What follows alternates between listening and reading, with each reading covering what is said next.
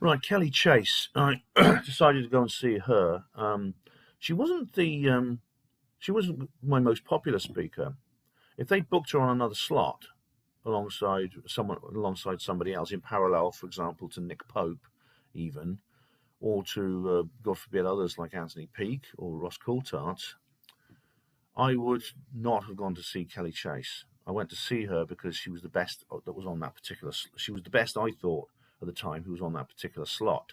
I've always liked Kelly. I've always admired what she did when she was in her conventional UFO state, and indeed when she moved on and branched out. In fact, I wrote an article when she'd made her big change, explaining why.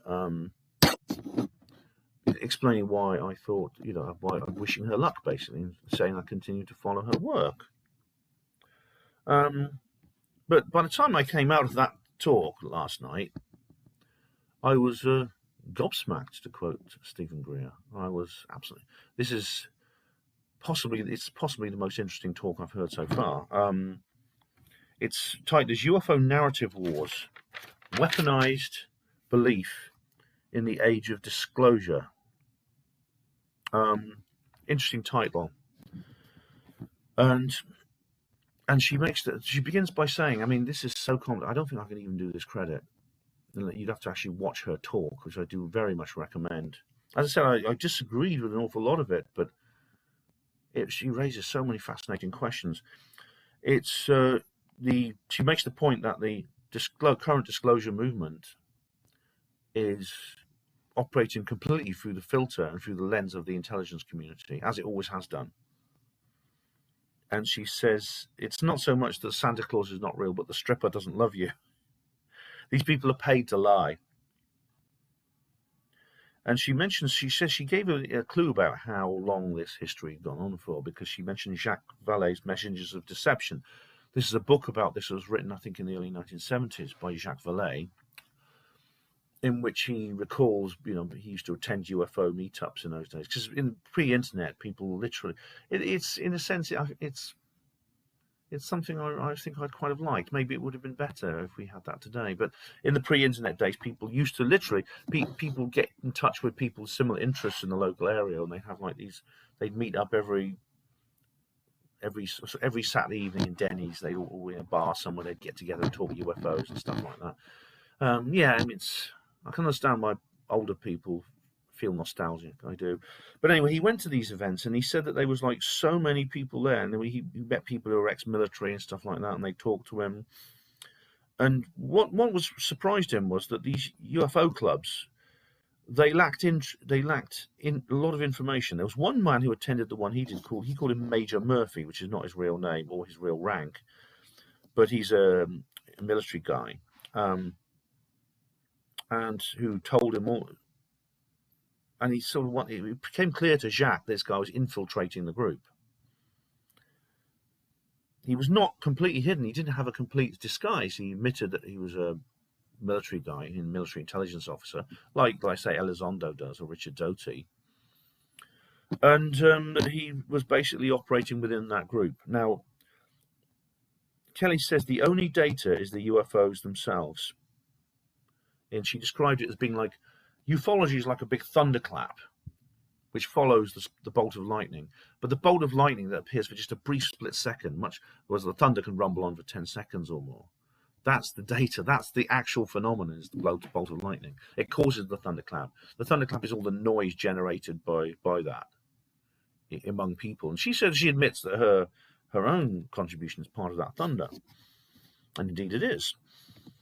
But she describes this as a secret onion. There's a very interesting. There's an article I have to read at some point by a guy called Daniel Elizondo, no relation, who has been studying the disclosure movement going back to the past, and it all goes back to this organization run by Hal Puthoff and John Alexander. John Alexander being the remote viewing guy who also studied John Hutchison in 1982. Spent 3 months of supervising John Hutchison in his laboratory, interestingly. And there's this article called, Loose Threads. It's called. I've got to remember that. Remember, Loose Threads by Daniel Elizondo and someone called Hermetic Penetrator. The Hermetic Penetrator. That's a good name. The onion is like different layers on top of each other, and it's very similar to the analogy of like compartmentalization and stovepiping. Each layer hides information, but each layer has information, hides information from deeper layers, and is portrayed as the final truth. I don't think that's necessarily true, actually, and the answer lies actually in my various videos about not just about disclosure, but about Trump and about that little letter of the alphabet, the one that comes after the 16th letter and before the 18th one. Things I can't say on YouTube, but so to go into details. But I suddenly realised Kelly Chase is a backslapper. She's a backslapper. However, she's a different kind of backslapper. She doesn't. Maybe we should have a new word for people like her, because she doesn't have that kind of arrogance and swagger that backslappers have. She's not an Andrew Johnson or Richard D. Hall. She's not looking down her nose at everyone else. She's actually quite a sort of like modest and sort of person. There's some certain features of the onion is initiation from above. So people are brought into the project from above. If you remember that Reddit scientist, he didn't apply for the job. That Reddit scientist, his potential employers approached him and offered him the job without him applying. They thought they just studied him, they talent scouted him, and they realized he was a good fit. And it's not, he says, it's not just about keeping secrets, it's about the secrecy is just so deep and so profound. It's like the swamp that Trump talks about, that it's got to the point where it's even questioning what reality is. That's how bad it's got. Kelly describes it as an addiction. Secrecy is a kind of addiction. It reminds me of what Trump said about, the over-classification. But then she's read the book Mirage Men, and I brought this up in the Q&A with her. She quotes Linda Moulton Howe, that it's a hall of mirrors on quicksand. Linda Moulton Howe, incidentally, Richard Doty tried to turn her into the new Paul Benowitz. He tried to recruit her. Luckily, she had her head screwed on a lot better than Benowitz did, and she didn't fall for it. But I wonder, Linda, if I get a chance to talk to Linda again, I'll ask her about Kelly Chase. Yeah, well, also, the black world is bigger than the white. We know about the black budget, but I mean that's far greater than the official one. It's maybe $3.8 trillion or something from the actual exchequer. Yeah, as Michael Schratt has pointed out, there's a huge amount of embezzlement simply through the gross overpricing of everyday objects in the government. Light bulbs that cost $50,000, that kind of thing. Remember, that was from last year.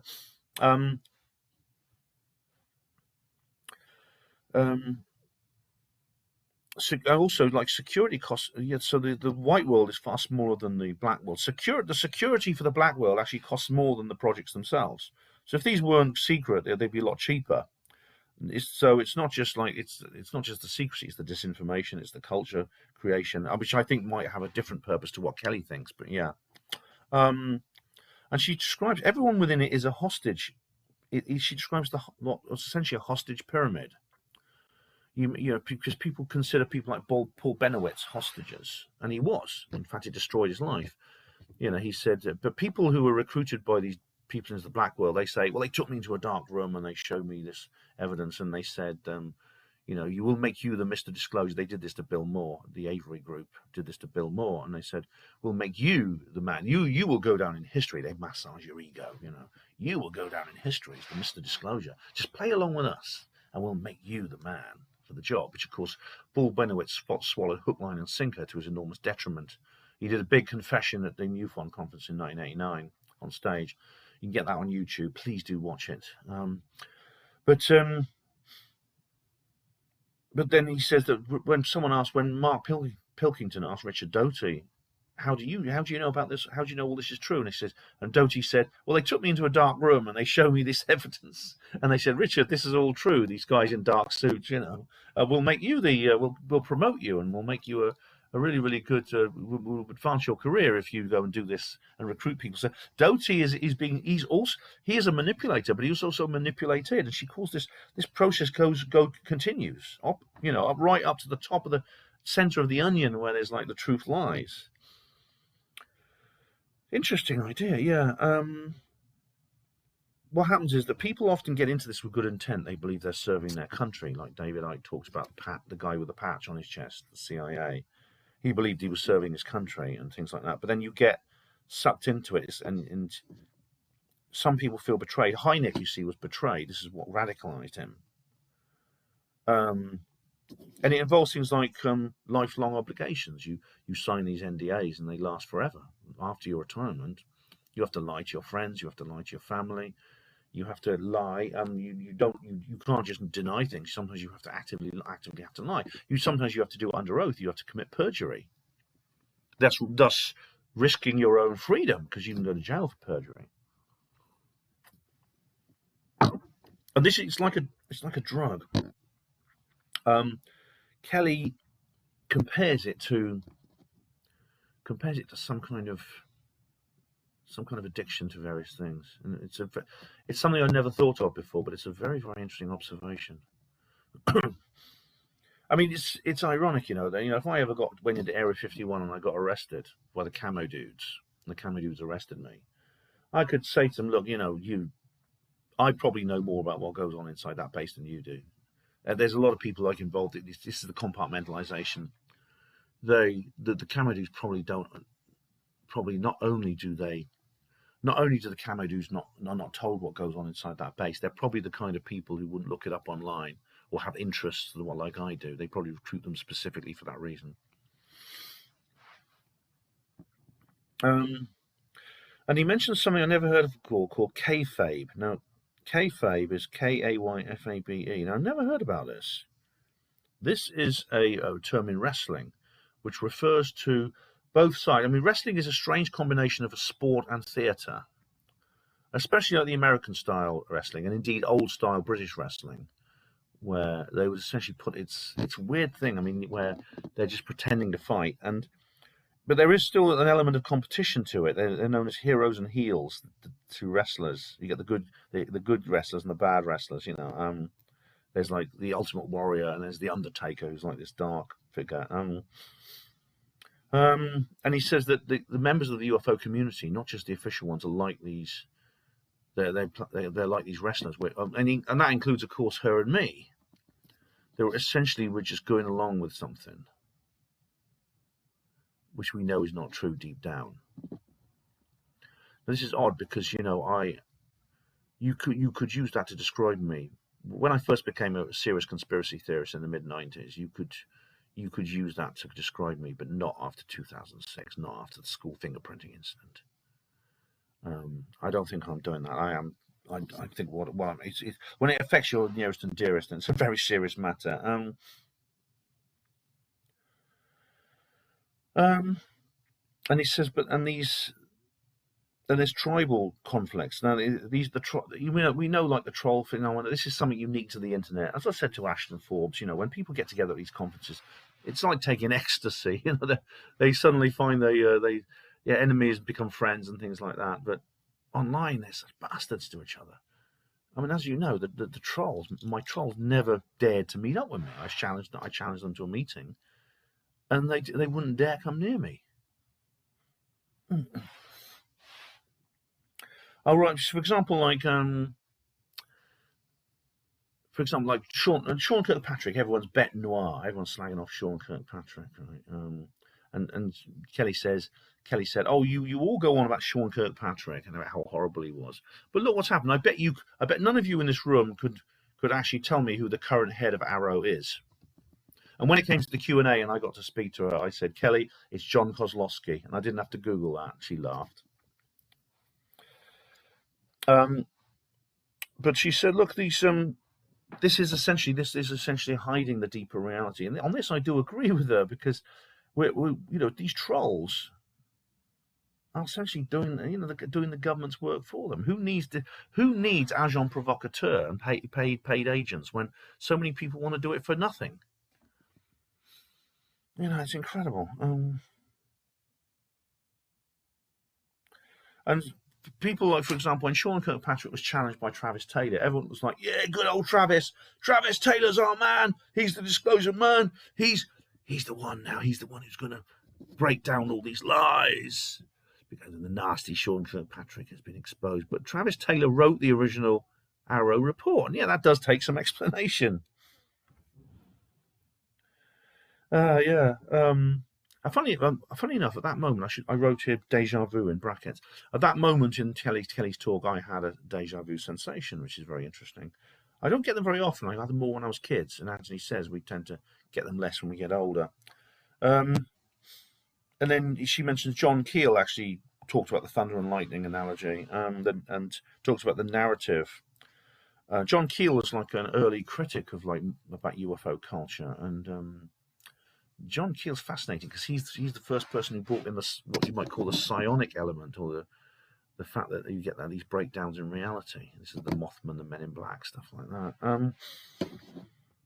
But another feature that Kelly says, cohesion beats accuracy. So long as someone can put together a half-baked narrative that works, that is internally logical, whether that logic is actually real when exposed to external stimulus or external data, as long as it makes sense within the group, it's adopted. And it's adopted in favor of, for example, the accuracy of the information. That's true as well. There's bias and dogma involved in these things. We've all seen it happen. Whose side are you on in various things? For example, I mean, you can take a side in this without being dogmatic. So, for example, I'm not a flat earther, but I talk to flat earthers. I believe Dr. Judy Wood, yet I don't hate the people who talk about thermite. In this way, Andrew Johnson and Richard D. Hall are completely playing their role within this dialectic. And they're going to hate me saying that. Good. And they're naive. That's all. Yeah, Richard D. Hall and Andrew Johnson are naive. That's the worst insult you can possibly give to a backslapper, to call them naive. They go nuts when you call them naive. Oh, I'm doing my own trolling now. But there's a hero trap as well. And this is, of course, heroes are built to fall. You see that if you are selected to be like the Mr. Disclosure, like Bill Moore was, I mean, obviously they had to use a different tactic. But there's another tactic they use to build people up. Rather than just saying, look, play along with us and we'll make you the Mr. Disclosure, they make you at first, and then they break you down so that everyone loves you. There's a kind of love bombing thing. They build you up to and put you on a pedestal. And I've got a feeling they're setting Greer up for this, actually. And then suddenly something comes out about you, and your reputation is demolished, and you are dejected, and your fans are all dejected, and your fans feel gutted. And with Greer, I think it's a certain flare drop from an airplane in a certain place in Florida. I mean, I'm not going to go into any more detail because there's no proof. There's no proof that this happened. People are trying to look into this. It's a case that's being investigated right now. If it comes out that it's true, then it's going to be trumpeted from every rooftop and pealed from every church tower. And Greer is going to have egg on his face like no one's business, and his fans are going to feel. Yeah, his fans may well completely lose interest, and that's the idea. That's why they do it. So if you are one of these people, one of these Mr. Disclosure people you suddenly becoming famous, you better make sure there's no skeletons in your closet you don't want your wife to see. I mean, Paul Benowitz is a kind of an.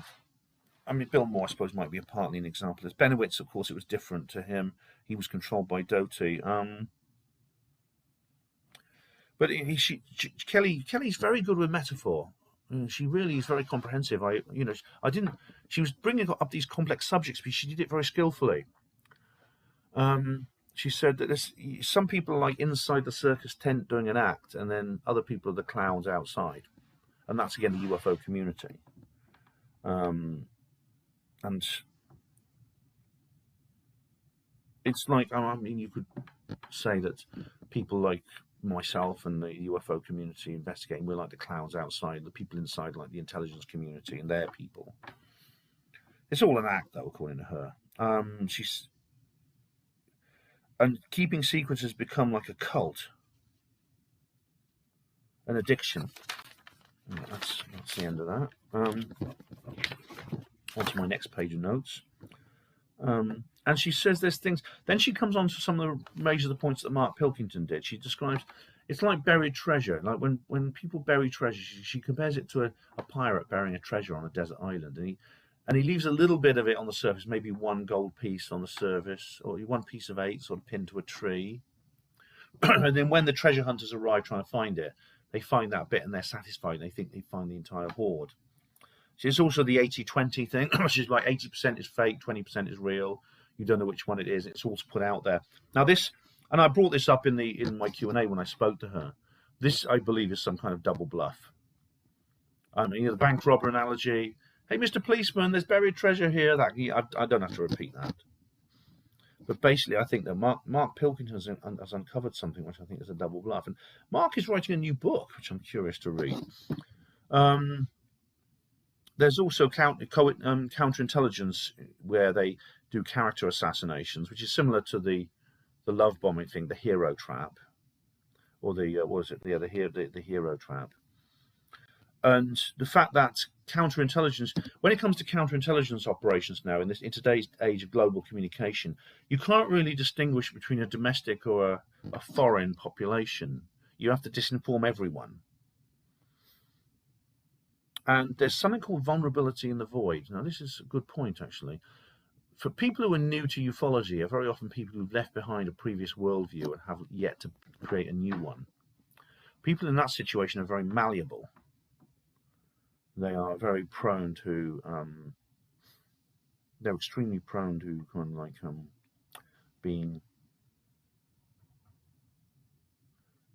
recruited into various strange ideas. Where does Drone Gate fit into this? This is what I want to know. Someone asked that in the Q&A, and she said, I can't remember what she said. Actually, I didn't write it down. Sorry. I was just thinking, at that time, I was thinking through what I was going to say when Mike came to me. Flying triangles. Now, for example, this is interesting because I agree with her on this.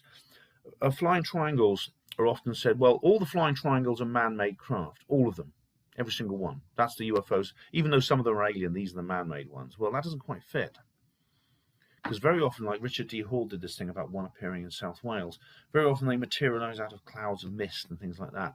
Very often you get very large ones that fly at very low altitude, almost at ground level, over populated areas. You hear people saying, I could have picked up a stone and I could have thrown it in the air and I'd have hit it. I think I would include the Phoenix Lights in this. Now, that wasn't a triangle, it was a chevron, but it was flown over a huge city. Now, if that was a man-made anti-gravity craft, you wouldn't do that. So Kelly, as I said, I'm very glad I went to see Kelly's talk. If I'd known what it was going to be, I'd have prioritized it higher. As I said, I think Kelly has yet to realize the kind of double bluff element of the kind of Mark Pilkington thing. She still takes that at face value, and I don't. But it's pretty clear she's onto something. So very, very good talk indeed. Very interesting. Okay. Happy St. Theo's Day, everyone. It's Sunday. It's going to get some breakfast and go back for day 4 of the conference. Right, guys, I'm at breakfast at the moment, just watching Ashton. Look at this sign: plain toasted bread only, no butter inside the toast. I mean, isn't that obvious? Do people actually butter the bread and put them in the toaster first? Why do you need a sign to tell them not to do that? Good morning, everyone. Happy St. Theo's Day. Hospital Porter's pride and dignity. Just walking up to the venue now. It's another hot American St. Theo's Day for me. And I'm heading up to the venue like I did last year, 1 year ago today. And so this actually, it's not too hot actually. There's some high cloud, a bit of overcast. The beauty here is just, it's breathtaking, it's indescribable. Here this is the Coachella Valley, and it's divine. I mean, I don't think the camera can do it credit. Actually, you have to be here to see it for yourself. But I'm heading over there to the Esmeralda Resort, Renaissance Esmeralda. Yeah. I've been into Tommy Bahamas or whatever it's called. I haven't been in there this year. I went there with Colin and Mark. Tony Bahamas. It's nice in there actually. Remember, you see, I did film it now in the video last year, so you can see. I don't know if I'm going to have time to go in there this year. We'll see how it goes. Now, there's something I didn't mention about Kelly Chase's talk. I had a lot to say about it. One thing I didn't mention about it, which I should have done because it's one of the best aspects of her talk, is that at no point in the Q&A, and she certainly didn't volunteer this, and at no point in the Q&A did anyone make the usual point. Kelly, tell me, what does it feel like to be a woman in this man's white male scum world of ufology? Tell me about the oppression. Tell me about the discrimination and the abuse you receive. No one, that never happened. This is good. What Kelly would have said at that point, I don't know. You see, you know, I can't say I've listened to most of Kelly's talks or most of her shows, but I listened to a lot of them. I think most of her UFO Rabbit Hole series I listened to. That's her radio show she used to do. I can assure you, at no point has she ever brought up any. She's never shown any inclination towards feminism in all of her shows.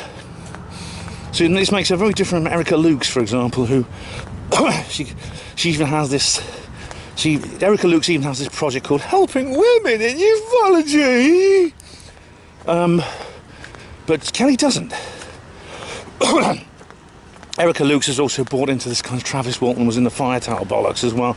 Even Dario Hayakawa has now denounced that. He deleted the article he wrote about it. But Erica unfortunately hasn't seen through this psyop yet. There you go. But anyway, I'm nearly at the Esmeralda. I'll get there be about 8:30 when I arrive. So I'll sit down, relax, and plan the day ahead. Guys, I'm going to go and see Peter Robbins first. I mean, to be honest, I find the other speakers would be more interesting, but I want to keep an eye on what the little bastard's talking about. What's more, he's in Enterprise. I've learned my lesson from Saturday, and I'm going to get there early. Because Enterprise, of course, is a tiny room. There's only about 50 seats. Look at Dan's t-shirt here, is brilliant. I love that. I've seen a couple like that, you know. Like that, yeah. Do you want to be on my YouTube video? Oh, sure, absolutely. Yeah. This is Dan Harari. Dan Harari. Listeners of HPANWO Radio will know this guy because I did a really good interview with you. We talked about your book, which I was here the other day. Oh, yeah, well, let me put one out. Yeah, please. Please do plug it, yeah. Oh, here, it's this one. After They Came, yeah. Yeah, and it's now I got it. Hey, look at this. After They Came by Dan Harari. It's like my own book. It's like a fictional allegory. So yeah, well done, Dan. That's great. Nice. Thank you very much. Yeah. I should have put. I thought about this after it was published. I thought about inspired by true events. Oh, yeah. Because it was inspired by some true events. Well, sometimes these things are very obvious in the narrative. You know, I mean, it's certainly the case with my own book. I mean, even though I'm quite explicit on the blurb, but still.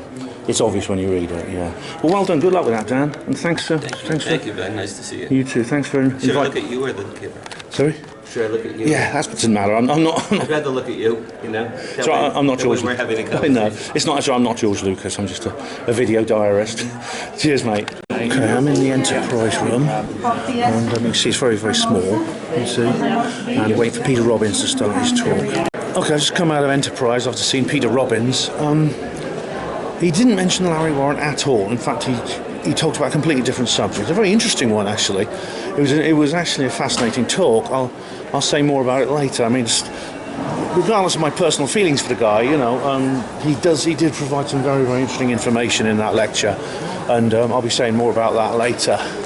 But so I'm just going to let them know at home. I mean, I can't get access to Facebook, but I might send one of my precious 50p texts to someone back at home and let them know.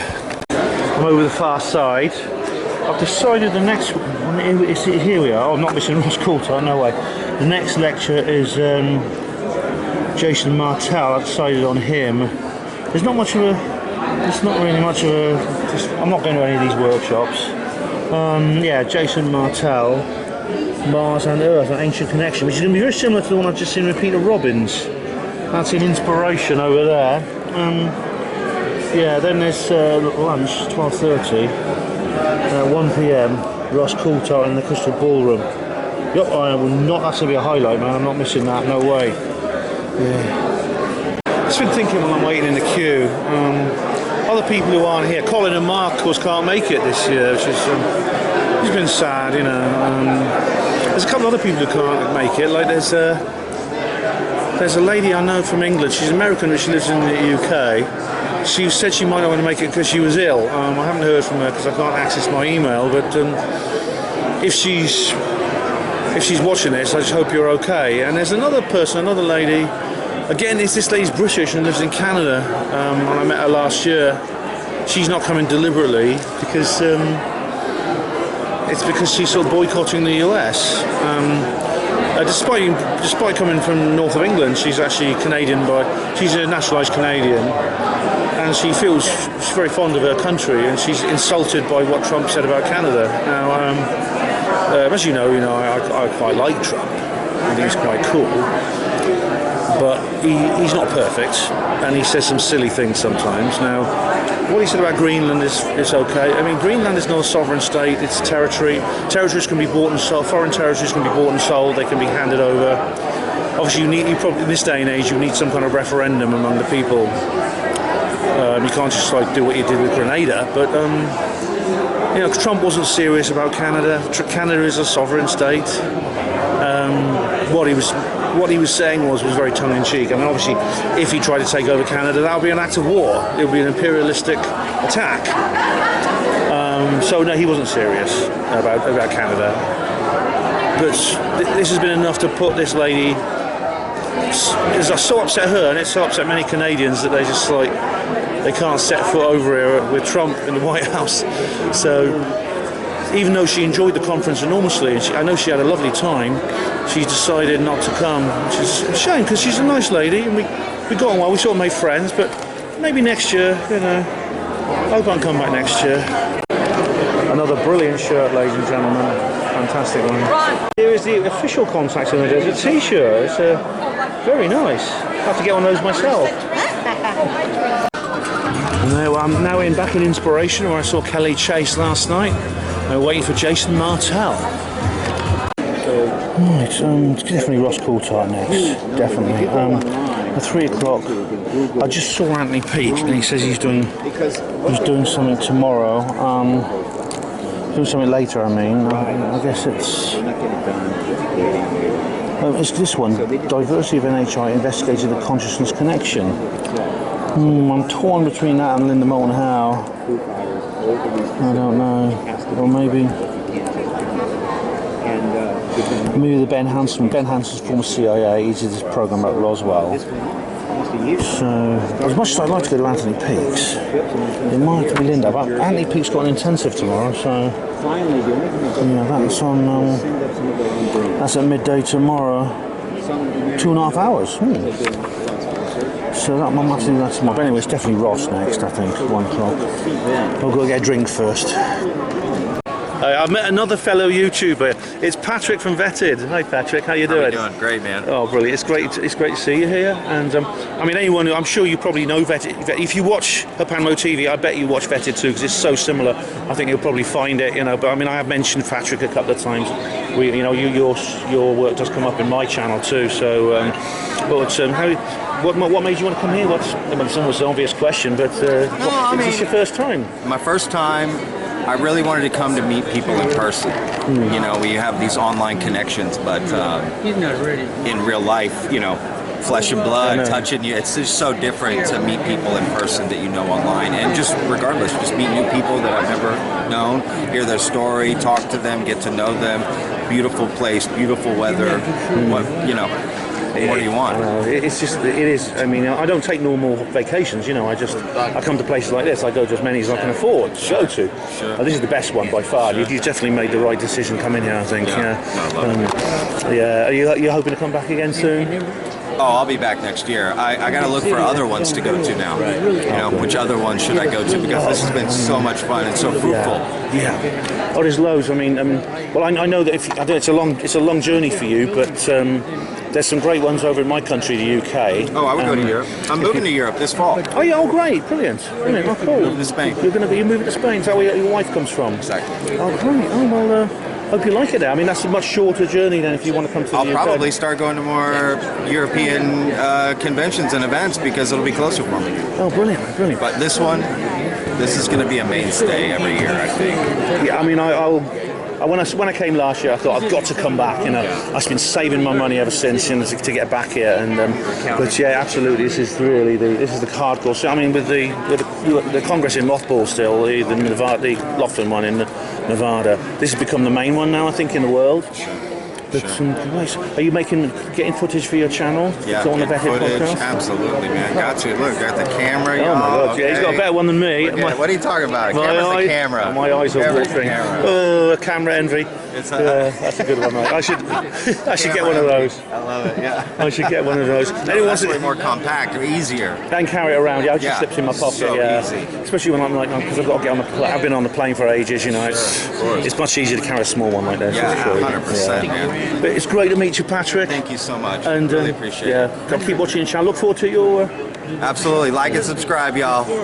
Peace. Check this guy out. Peace, y'all. Yeah, and I look forward to seeing your footage on the channel. Yeah. Absolutely. I'll keep a look on the channel. I'll be there as well. So thanks very much, Patrick. Absolutely. Cheers. You see, this is the queue that's already starting for Ross Coulthard's talk. Camera can't be out in here, baby. Okay, I'm filming a bit more discreetly now. I don't see why I shouldn't do just a little vlog here in the public area. I'm not filming the features. So anyway, I've just shown you the queue for Ross Coulthard's talk. It's already started. So it's going to be, this is going to be very popular. I'm within the first 100, so I should get a good seat. I'm filming very discreetly here in the Crystal Ballroom. Ross Coulthard will be on in a minute. I'm going to have to find a new way to do this. I'm not going to film the people, but look, there's a sign. Have you got one? Right, I'm heading back. I've just watched Ross Coulthard. He brought on Colonel James Blitch as his guest. Now, there was rumours circulating that he had a surprise guest. Some people thought it might be David Rush or Jake Barber. It turns out it was this guy Blitch, whatever he's called. Former nuclear missile officer. Again, you know. Guy's got to be quite level-headed, otherwise we'd all be dead. And when they had a discussion about various things that I'll talk about later in the feature review. But right now, I'm going to go and see. Well, I was walking along here, right, just walking along this little pathway, and Anthony Peake came along and stopped to speak to me. Then he said, "You're going to come to my talk, my panel later on?" And I said, "Yeah, sure," but I hadn't thought about that. It clashes with Linda Moulton Howe. The thing is, what I'm going to do is I'm going to go to Anthony's intensive tomorrow, so I've got to go and buy a ticket for that. So that's where I'm going to head now, and then I'm going to go to Linda, who is starting her show, I think, in about 20 minutes' time. What Linda Moulton Howe has to say about why the government is lying. We all want to know, don't we? Guys, I've just watched Linda Moulton Howe. I'm now heading back to the near side. She went into the Project Aquarius stuff. I'll tell you more later, but it was revealed. She did reveal something that I'd heard through a friend a couple of months ago. It wasn't made public, which was that she had a bad leg. She'd had a little accident, and she described the accident, or if it was indeed an accident, in her talk. I mean, there was some discussion about her needing a wheelchair and someone to push her around. And being an ex-hospital porter, I thought I was ideal. So I volunteered my services to be like her porter while she was here. As it happens, she's been able to sort of stand. She stood at the podium to do her speech, but I'll say more in the review anyway. But she was in good form. It was great to see her in good form. Well, that was an excellent panel there I just saw, and I'll say more about it later. Right now, I'm just trying to find the person I've sold a book to, because they've already paid for it. I've got the book in my bag. I don't know how much longer they're staying here, because a lot of people will leave this evening or tomorrow morning. So tomorrow, the last day of the conference will actually be slightly. It tends to be slightly half-hearted. There's fewer events on. There's only usually one main room going. But I've actually got, as you know, I've got my ticket to Anthony Peake's intensive. That's $39. So that's what I'm doing. But I've really got to try and find this lady sometime this evening. But then I came back. It's actually, this warmth is quite nice, because in the Crystal Ballroom, I think you turn the aircon up a bit too high. It's actually pretty chilly. it's really cold, and I went down. I thought I needed to bring my jacket, get my jacket out for the first time since I've been here. Anyway, they'll be lighting the fire pit soon. I said before, these are gas powered. That's not fuel. It's just stones, and there's like gas pipes that pull through. It looks very nice, but it must get awfully hot next to them. I've actually got some quite heavy wind, you know. It's actually breezy, and even those aliens, I think, might have to hold on tight to stay on that balcony. It's the first time I've seen heavy wind like this here. There's still a heavy cloud. Look at the forecast. This is quite unusual weather for this location, actually. First time I've seen weather like this here. Heavy wind, quite thick cloud. You might even get maybe a few millimetres of those 5 inches tonight. Alright, ladies and gentlemen, we are currently Skywatch. I'm here with Joya, a friend of mine, who you met earlier, and we are, there's the moon, see? And we're just lying on the back lawn. It's where we were last year. I'm going to try not to fall asleep this time. And in a minute, Chris Bledsoe is going to take us through some CE5 protocols. Now, there is some heavy cloud today, but that actually can be an advantage because it can actually control for some astronomical objects, satellites, things like that, which is quite useful. If there are aliens out there, they will come below the cloud layer. And it's quite good because it gives it a kind of maximum range. I mean, Joy showed me a video yesterday which she'd taken, which is on the cloudy sky. It's actually quite useful. Is you all ready, Joy? I'm ready. You ready to go? I'm ready. Let's see what happens. So, well, if anything, I've got my camera ready. Oh, what's this? Do you see something? That's a laser pointer. Somebody's pointing at something. Maybe they're testing it. Yeah. What they'll do is when they see something, they will point the lasers to focus our attention there. I see, right. So that could have been a test, or it could be that somebody saw something. We'll find out. Soon. The cloud is thinning out anyway, which is quite good. It could act as a static gauge, so you can tell like stars and things from moving objects, which is quite useful. So I'm looking forward to this. There's a wind blowing at the moment. It's quite breezy. Freshens the air a bit. And so let's see if it works. So apparently they did see a little flash of light last night. What was it like, the flash of light? It was just one flash, a solitary flash, and that was it. That's all we need. If it's anomalous, it's anomalous. You know? Great. Let's wait and see what happens. I skywatch every night and I see stuff, so I'm hearing it. Just to keep the viewers informed, we did see a brief light in the sky. Could be a star, went behind a cloud. If it is, it'll reappear in the same place. But we're just still looking to see what happens. That is absolutely the wrong word. Flash there. Because It's gone now. suggests that I am. That's not I think he said it was a satellite. We have trackers. I have a friend with. He said to the left of the moon. I have a tracker. Can't see it. Now everybody holds your doubt, because if you start doubting, it may hold it back from the equipment. So don't prejudge it all. Someone's using a Now laser you see it's pointer. going off. Is it showing the satellite? Okay, they got a tracker here saying there's no satellite. See, these things, they flash you, they look coming right here. Let's see if it's moving. Star. Right now. Keep showing something to Yes. the right of it. I saw it moving. There's a flash there.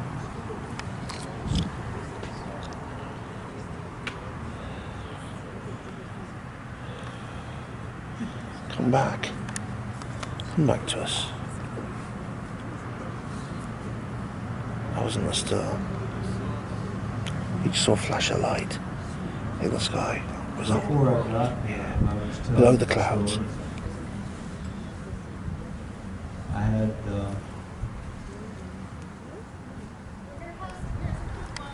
right here. Where? All right, over toward the building. They're seeing right here. Let's see. Yeah. Right there. Yep. Tell me where it's at, Ryan. I don't. Can't see it.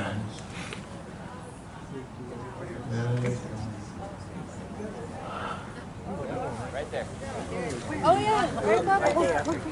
Oh yeah. Straight up over, son. It's moving yet. You see it there? That's what we're looking for. You see it? Yeah. Look. Oh, hello. You leave here now. Is that? Oh, my. Hey, it's gone. It's gone. It faded out. Oh, it faded out. Thank you. Wow. Wow. Hey, how about that? It's just vanished. Oh God. Now, all of you here know why the U.S. government has been following this family for 18 years. No, that wasn't a plane that come down out of the cloud. No, it's not a plane. Yeah. Did you catch it? Yeah, I did. Yes, me too. I did. I saw it. You sure that wasn't a satellite? No, it wasn't a satellite. From the moon.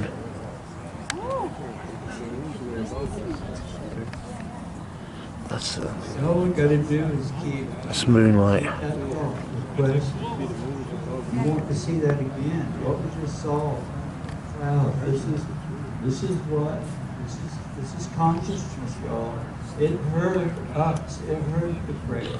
It's coming to us because it hears us, and it can hear each one of us individually. Yeah, I see it. Yay! Look, look. Look, by where the moon is. Look. Oh wow. Oh, thank you. Thank you. I think that might be the moon, but there was a light there below it. There's a. Oh, is that the moon? That's the moon. Plane. All right, yeah. That's the moon peeking through. The airplane over here. Oh, is that a plane? That's a plane. Oh, it's a plane. Flashing lights, it's a plane. Oh, wow. Yeah. There's a light there peeking below the clouds. The moon is peeking through as well, but this was separate, this was different. United Airlines.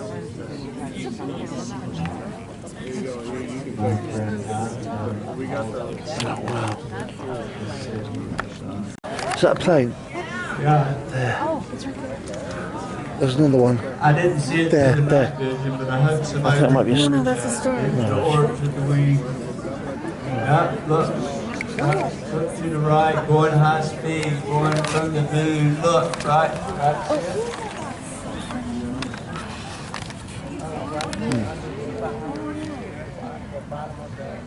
I didn't see that one.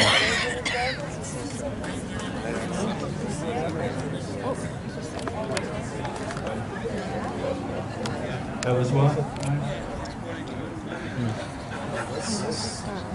Yeah. Thought I saw one. Plane, it's a plane. Oh.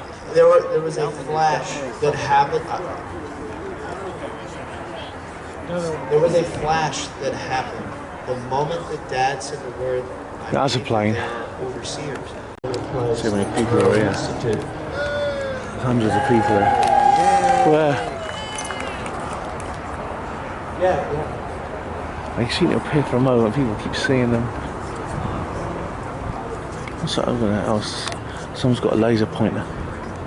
So you'll get to see the inside of the Monroe and the check units and me stuff. Put a laser on it. Don't. There's an orange light. That would be a double again. There.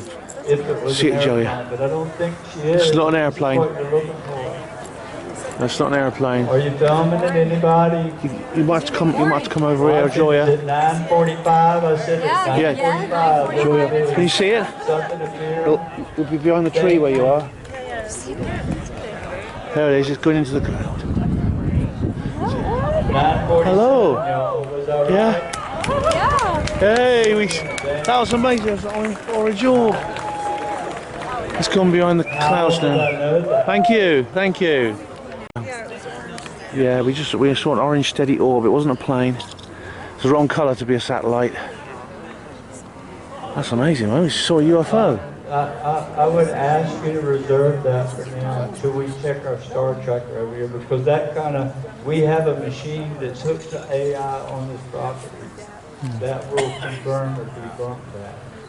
So if you would keep your comments to no comment. Right there. Because it didn't move like a plane. It didn't look like a plane. No, no plane, not one plane. Machines on it right here. Yeah, I got it. So we can't bring doubt. We just got to wait and see what the evidence unfolds. Okay?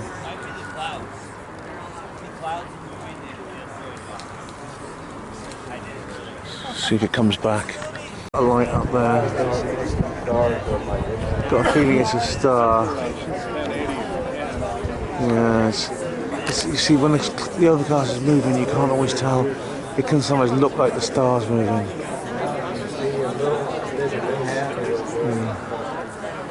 These people using laser pointers, which you shouldn't. They can blind the pilots of planes.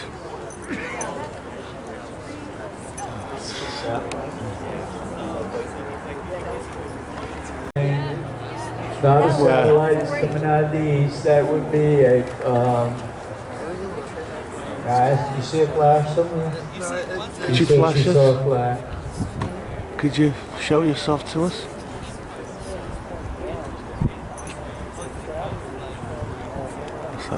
So now you see, as soon as I asked us all to quieten our thoughts and let's get back together, you started pointing lasers and seeing stuff again. It's that you've got to stay focused, got to stay humble, and nobody use judgment. Don't prejudge. Let it manifest. So when you start, that thing could have come on down. There's been another one. Have we seen one? Where? Can't bloody see them. The laser's trying to point them out. That's what you're looking for, y'all. I think everybody can see that. I can't see it. What's your machine saying? Oh, well, I can't see it.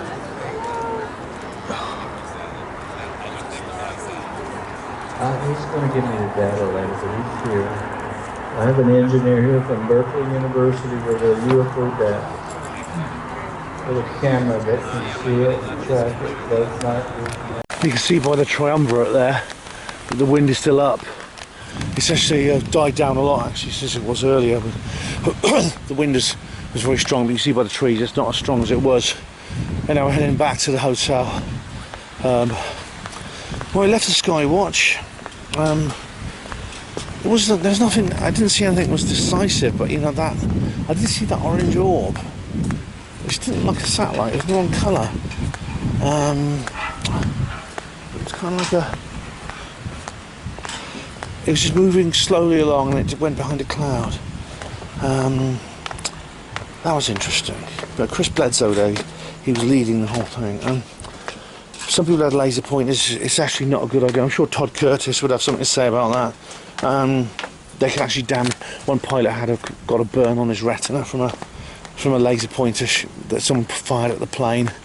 So it's not a good idea to do it. But anyway, I sold another book. Roswell Rising. That's all my Roswell Rising's gone now. I've sold both of them, which is good.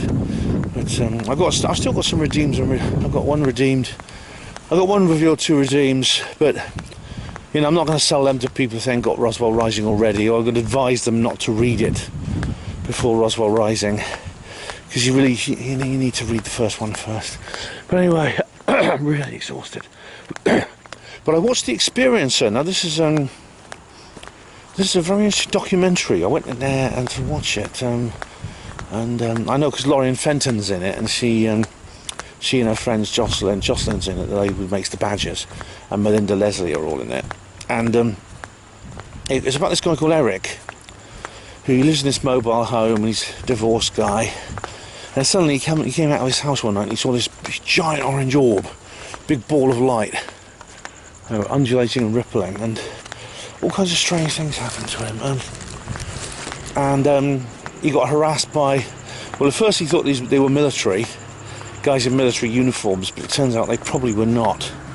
they were likely to be part of some cabal. I mean, I suggested the FBI, but Julia thought there was some kind of international cabal of some kind.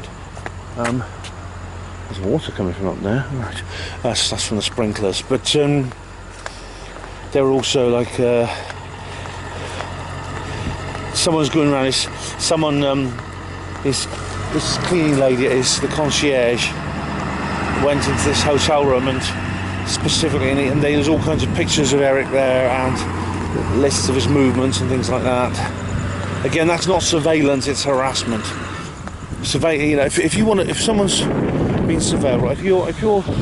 If the government have you under surveillance, you won't even know they're there. Right? So if you are walking along, you see guys in strange suits looking at you or staring at you and taking photos with a telephoto lens, or saying, they're like Nick Hayes, he's just coming up the road now, and things like that. That's not surveillance, that is intimidation. And lots of UFO witnesses get that.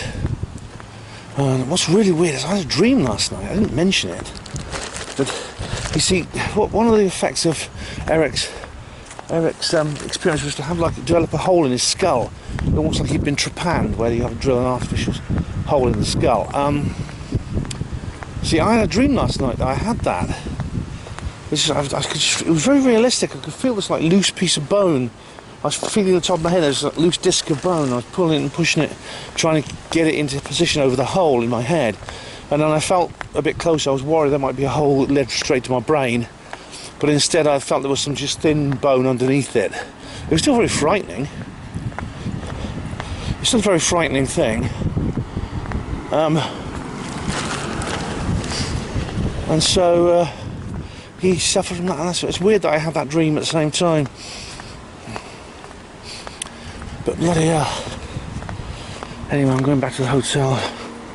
I'll do my reviews probably tomorrow. I mean, I might not have to leave. Might be able to leave a bit later tomorrow because there's going to be a very reduced schedule. It's not going to be like the other days. There's only one. There's only the Crystal Ballroom that's actually doing actual events, and all the rest are workshops. I'm going to Anthony Peake's workshop too. So like three-quarters, half to three-quarters of those people will be gone tomorrow, which is sad. I've already had to say goodbye to a few of them, but yeah, and then the conference will be over. Well, good morning, everyone. How are you all? It's the 2nd of June, the start of a new hospital portering year, or the second day of a new hospital portering year, and I'm heading for the venue now for the last day of the conference. The weather seems to have returned to normal. It's about 8:30 and it's like about 80 degrees. Yeah, I've got to. Today's got a reduced schedule. There'll be fewer people there. Only Atlantis is running apart from the workshops. Atlantis is the only room with any actual, main bill events. Main bill, if that's the word. The one where you get in with just your gold bracelet. And there's one started at 8:30. I couldn't be bothered to get there that early, but I thought I'd get there. I might go in halfway through, and it's something to do with that guy Eric. Yeah, he's on. Eric, you met Eric? He was in the movie last night. I told you about. Well, actually, maybe I didn't tell you about it. See, I couldn't do my normal. Hello. I couldn't do my normal sort of review, my feature review, which I normally do at the end of every day. The reason OBS is not working properly. I mean, it'll probably work once I restart the laptop, but my laptop's a bit strange. If you don't restart it like once every 3 days or so, it starts to complain. And, it's complaining by not letting OBS run properly. So I'll restart and do it later. But basically, I watched the film The Experiencer, which is about a guy called Eric, who has these really weird experiences. I might have talked about it last night and forgotten.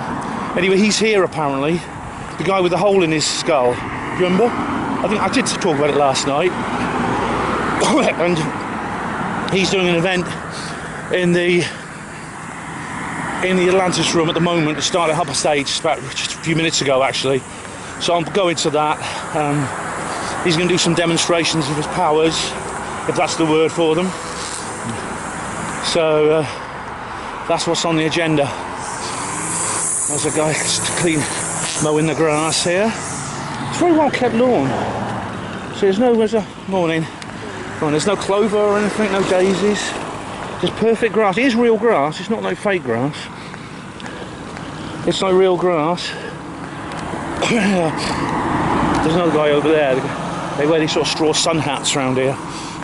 And that's the bus stop there. I won't be using that tomorrow because I've got to leave very early tomorrow. I've got to leave literally like, I'm getting a taxi at like 4:45. So it'll be a good old-fashioned hospital portering night shift, or early shift rather, getting up for an early shift. I've got a long journey ahead of myself tomorrow. I'm not going to LA, but I'm actually changing coaches in LA. So I'm going back the way I came first, and then changing coaches for a new destination, which I'll talk about later. Okay, so we cross over. Yeah, I saw walk around. I saw Sarah Rachel Adams. It's a shame she and Taz sort of like fell apart. Their business relationship fell apart. But these things happen, you know. I think I talked about that yesterday, didn't I? Yeah. Oh, it's a lovely day, but you know, it's like there'll be a come down, of course. I'll have the post-contact blues, which is the equivalent. Well, it's not the equivalent of post-pro blues, because post-pro blues is much worse. It's something I don't get anymore. It's something that doesn't affect me anymore, not like it used to, which is a good sign. Anyway guys, so this light will take a while to change. Alright guys, Eric Mitchell, he was in this film called Experiencer. It was shown, like, they showed it in Inspiration last night. So that's here, it started at 8:30, so it's already going on. So I'll pop it on, it's in Atlantis. It's only Atlantis that has any like main bill events at today, because most of the people have gone home, I think. Yeah, I'm actually not going to anything today, but I'm going to, there's an off-site, there's a field trip to the Integratron. Oh, well, yeah. And I'll go to that. That doesn't start, we check in at 11:30 and we don't have to drive over. Y'all need your own. Yeah, well I think they were yeah. That's right. Leave home from there. There was a carpooling arrangement, but yeah, I think, you know, you've got to, there's no coach or anything, no bus. No, but not at all. I think I'll go there today. It was sold out this year, but I'm just doing other things. But I might go to that one because that's where it all started off. You know, George Adamski, George Van Tassel. In the early 50s, they were sort of, the giant rock. They were gathering hundreds of people there to do their contacts and things. So. Yeah, so I'm going today because I've always wanted to do that, even before I knew about contact with desert. I'd like to, you know, one year I will, but today I think it's going to be. I'm going to pop in there in a minute. It's been going half an hour, and then it's Katie Page. I might have to leave before the end because I've got to get to 12 p.m. in Independence is Anthony Peak. That's the little room next to Inspiration. And then there's Katie Page talking about Snippy the horse, which is supposedly the first animal mutilation. Not the first, but it was the first to be publicised. In the same way that Betty and Barney Hill were not the first alien abductees, but they were the first. They popularised the idea. So yeah, and then then that's the only option I think, is unless you want to go and see the Crystal Skull. After that, well, it'll be Anthony then, but then Ron James is the only option there. So, but then there's Accidental Truth. That's quite good, Accidental Truth. I've seen that. Yeah. So still plenty to do today. Still plenty of fun. This is the Integratron Intensive. There's the big rock, and there's the observatory. Nice. Okay guys, I'm back in the Stir Lounge. I decided not to go to the Eric Mitchell event. I got in a conversation with Dana here and Dan Harari and Steve Bassett and a few other people. And you know, once the conversation was flowing, we decided just to stay there. But now I've come to the Hollywood Disclosure Lines, an organisation of which I'm a member. And this is the premiere of a documentary that Dan there has just produced. This is the world premiere here in the Stir Lounge at Contact in the Desert. Dana, who's another attendee. So what brought you here? Why did you? Well, I'm an experiencer, and you know, this is the event to go to where you want to see other people who've had experiences or are interested in consciousness, And main thing I'm interested in is Anthony Peak. Yeah, Dana's going to come with me to the Anthony Peak Intensive. I mean, there probably will be a few people there, I expect, because I think about half the people have gone home now because it's Monday. But so I hope you continue to enjoy the day. It's good to meet you. Yeah, looking forward to it. Yeah. There's the Hollywood Disclosure Alliance logo. There's Dan. Yeah, it was just a big group photo. I've just watched the movie. I'll say more about it later. Yes, ladies and gentlemen, I'm in the hallowed halls of the dining room now. How I got here. As you know, I didn't buy any tickets, but somebody was just leaving and they gave me their lunch tickets. They said, "Here, have this." And I said, "Okay." They asked, just said, "Do you want a lunch ticket?" I said, "Yeah." So I inherited their lunch ticket and they're just headed off now. Well, as you can see, the weather has returned to its usual, very hot and sunny south. It's just about 3 o'clock now and probably the heat is at its maximum. And I'm glad it's a short walk between the near and far sides. As I said before, main bill activity is only in Atlantis now, so that's where I'm going to head. There's Ron James and the DC Diaries. Then there's going to be a showing of his film Accidental Truth, which I've seen, and it's well worth watching. Yeah, it's been a bit of a movie. It's been a film festival, as well as a conference here. I've seen, like, this will be the 4th film I've seen, which is really, really cool. How lovely. I'm going to miss this place. I'm going to miss this place, you know. But, you know, there's a man behind me of my own heart. Where is he? See, did you see him? There's a Y-Files fan behind me. I'm a subscriber, as you know. The merch. There's very few merch stalls still around now. They're all packing up and going. Well, I've just been into the auditorium where Ron James was doing a presentation. But unfortunately, we never saw the movie. What we saw instead was a series of clips, and I think it might have been a bit... I think he might have changed the agenda at the last minute. I've got a feeling he might have had some rough cut planned, because the film's not actually finished yet. It's due for release sometime in a couple of months. I had a feeling he had some kind of rough cut plan, which he didn't show. Instead, he showed a series of clips, and he ended up showing them twice over, which means probably. It was only going to be clips. Yeah. We hadn't even begun to put it together.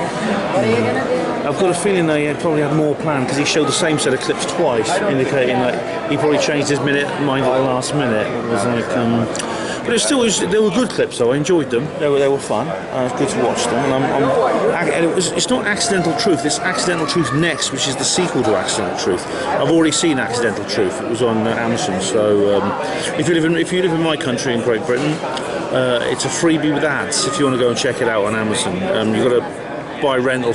You've got to buy rental or buy it on some others. But that's kind of the end, really, now, isn't it? We're just sort of sitting in the bar. I'm here with Jocelyn, who you saw earlier, and we're just kind of waiting. Because it's kind of, the conference is really over, which is sad. But it can't last forever, unfortunately. I think dawn and dusk is the most beautiful time for this particular location. Definitely a dawn and dusk place. Yeah, I've said the big goodbye, which is always painful. Post-conference blues and all that. I still get it. It's not like the old days of the post-pro blues where I'd be literally in a depressive state for 48 hours. It's not quite that bad. But it's still been such a... And they can't last forever. They've always got to come to an end. But I've said goodbye to everyone. And now I'm heading back, and the conference is at an end. It's only like about 7:45 in the evening, but I've got a hell of a lot to do, and I've got to go to bed early because I'm getting up so early. So I've got to like pack. I've got to do a bit of commentary if I can get OBS working. I've got to download some stuff so which I can put on my earphones so I don't get bored on the journey. Because I find it more and more difficult to read when I'm away like this. I brought 2 books with me. I haven't touched them. So, what can I say about Contact in the Desert? Wonderful, magnificent, terrific, lovely. I mean, there's so many great words I could say about it. I don't think I have many criticisms of it, to be honest. It is definitely the best UFO paranormal conspiratorial conference in the world, bar none. The best ones I've ever been to, that is. I haven't been to all of them.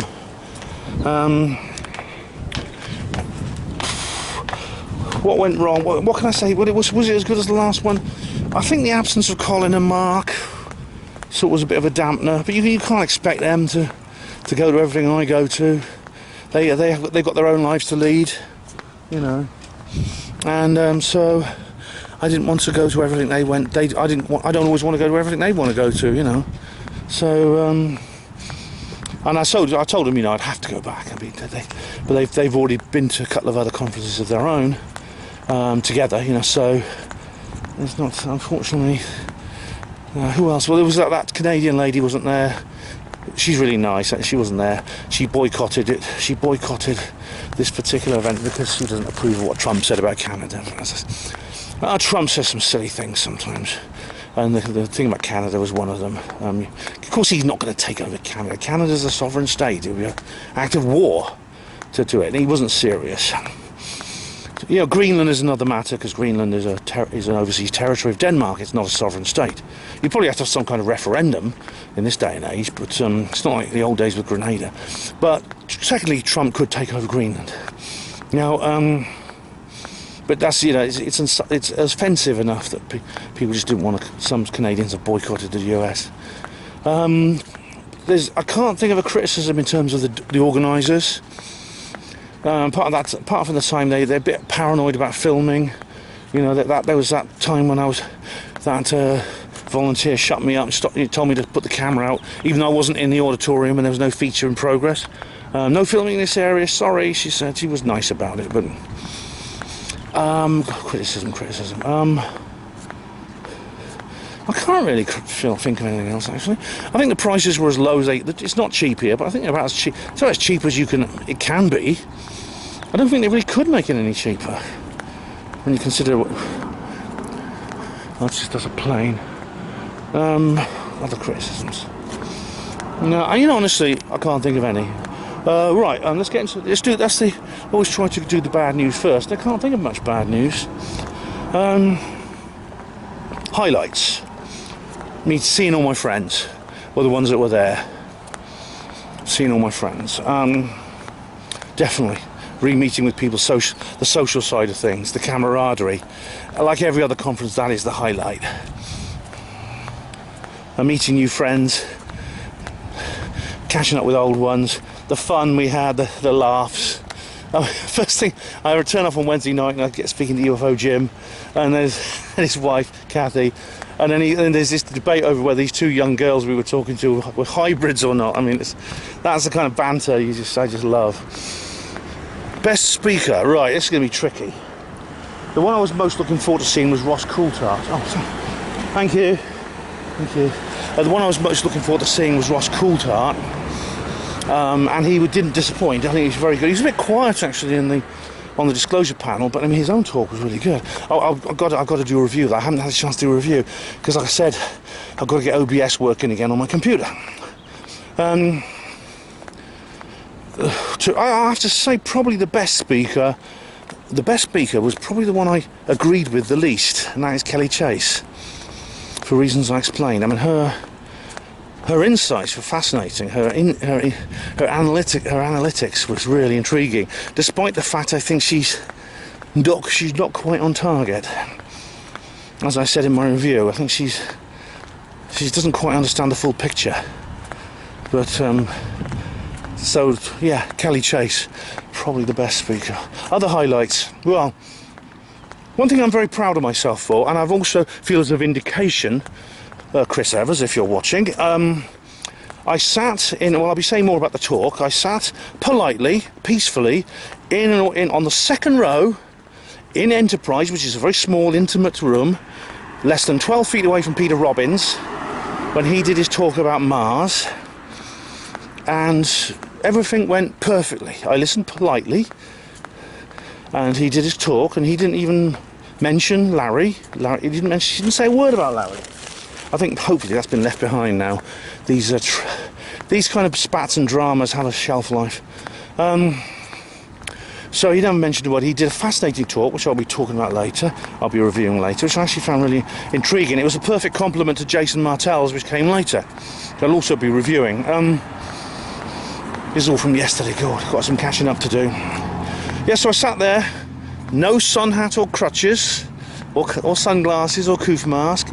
David Jones decided not to come to this particular event because he felt that his services were not required, yes.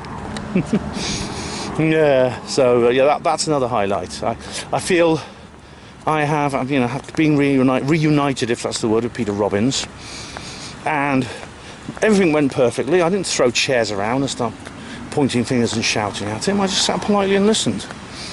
Good order was maintained with my presence. So yes, I think the told you so thing actually counts for other subjects, not just UFOs. What else can I say about it? I'll think of other things, no doubt. But it's a very attractive place at dusk. Like I said, and the light is very pleasant. I've got a lot to do now. As well as that, I've got to have a bath and things like that, and I've got loads to do. And then I've got to go to bed early, so I get up early. Got a taxi coming, which better be bloody on time, I tell you. But I've booked the taxi quite early on, so that it will be on time. Okay, guys, so I'm going to cross over and get back in the hotel. Right, guys, I'm back in my hotel room. Oh, it's just gone 9 p.m. Oh, and I'm just going to do this review now before I do everything else I've had to do. I've had a bath. And I came out of the bath, and guess what? I've had a text message from the coach company. Right, this is going to make you laugh. Greetings from Greyhound. We're informing you that your previously cancelled ride under, and it gives me my booking number, from Indio to Los Angeles Union Station is now operating. Should you wish to take the trip, your existing ticket can be used. We apologise for any inconvenience. Well, perhaps you should apologise for the fact you never even told me it was cancelled in the first place before you decided to start it operating again. Is it going to be cancelled again before tomorrow morning?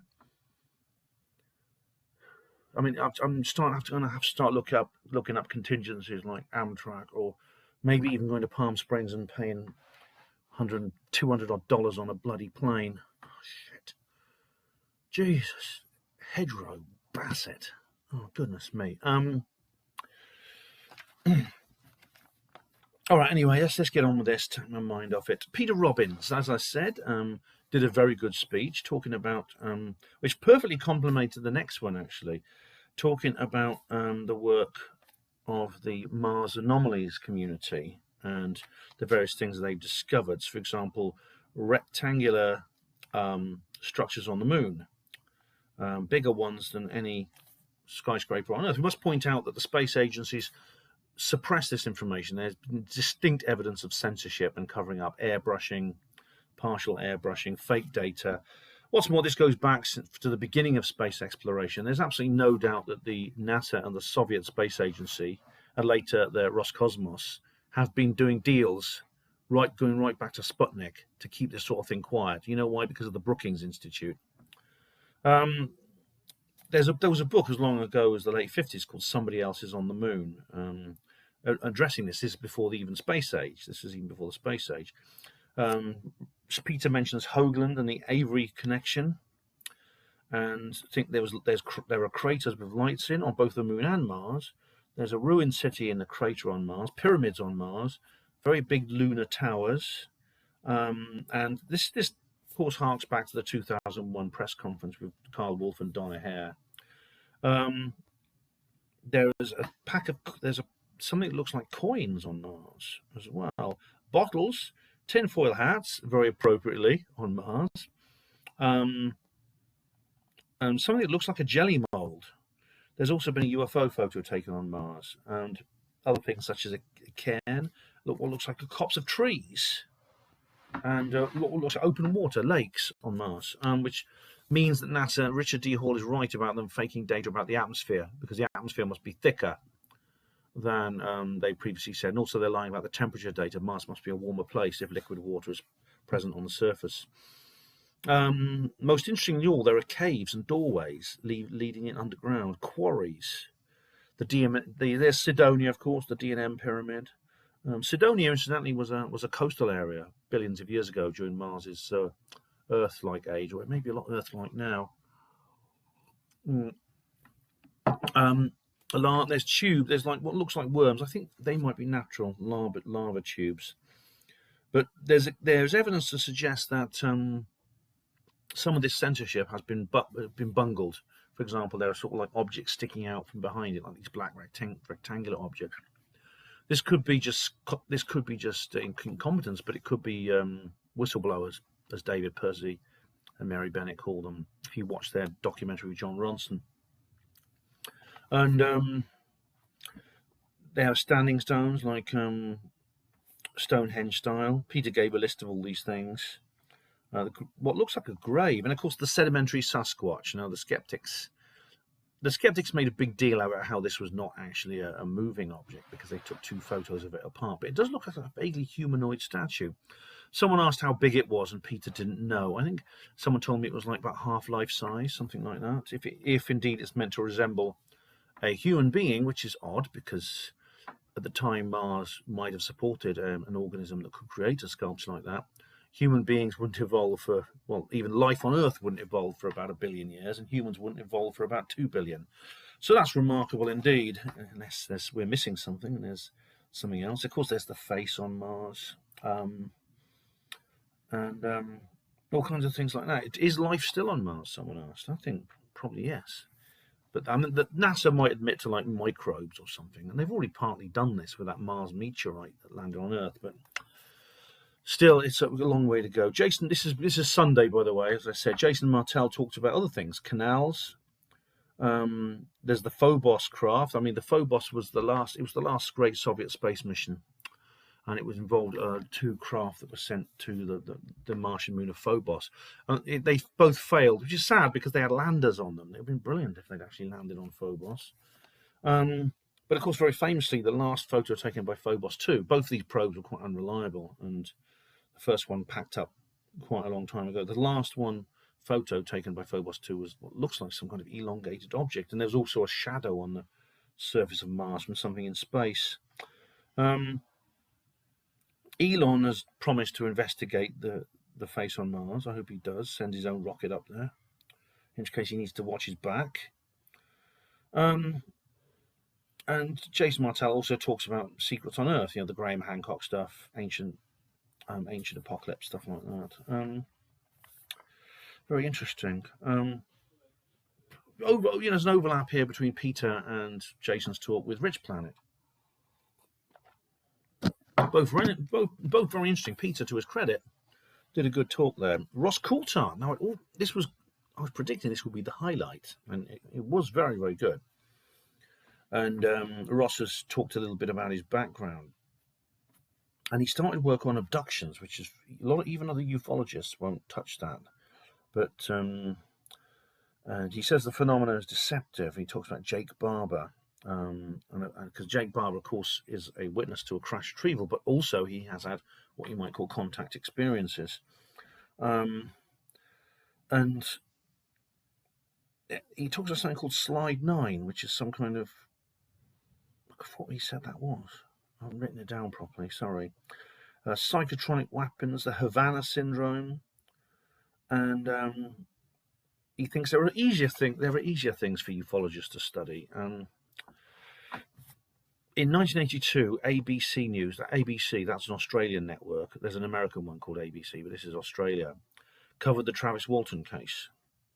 And he mentions Michael Persinger, who was actually into this sort of thing, which is interesting because Michael Persinger is famous for the God helmet, which is interesting about consciousness studies and hallucinations. And he claims that Travis Walton was a victim of earthlights and electromagnetic fields caused by an earthquake. That's what caused his abduction. So he had a kind of God helmet-like experience. The problem is the God helmet has been debunked.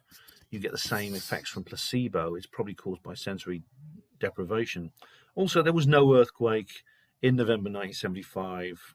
So this, I think, is a clown's day off fallacy. And Ross doesn't use that term, but he understands what I mean by clown's day off fallacy. They just think of anything they can. It doesn't involve aliens, and it wins by default. Ross is getting into the psionic stuff, and he quotes Hamroff and Penrose, just like Anthony Peake does. And the consciousness issue with Mary Rodwell and children, her study on children. And he says there's a lot of dark things going on, like MK Ultra with children. What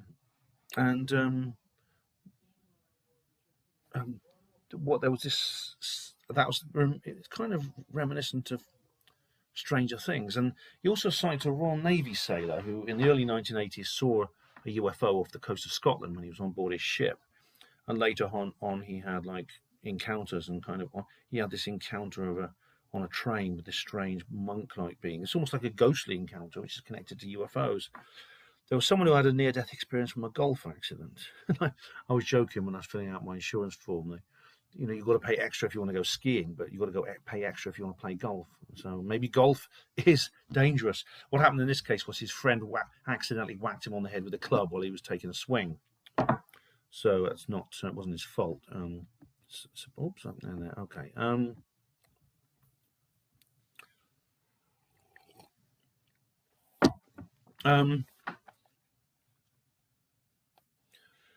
Now, during the Q&A, people asked a few questions. Now, one thing was, people asked what happened to the green egg, Jake Barber's issue.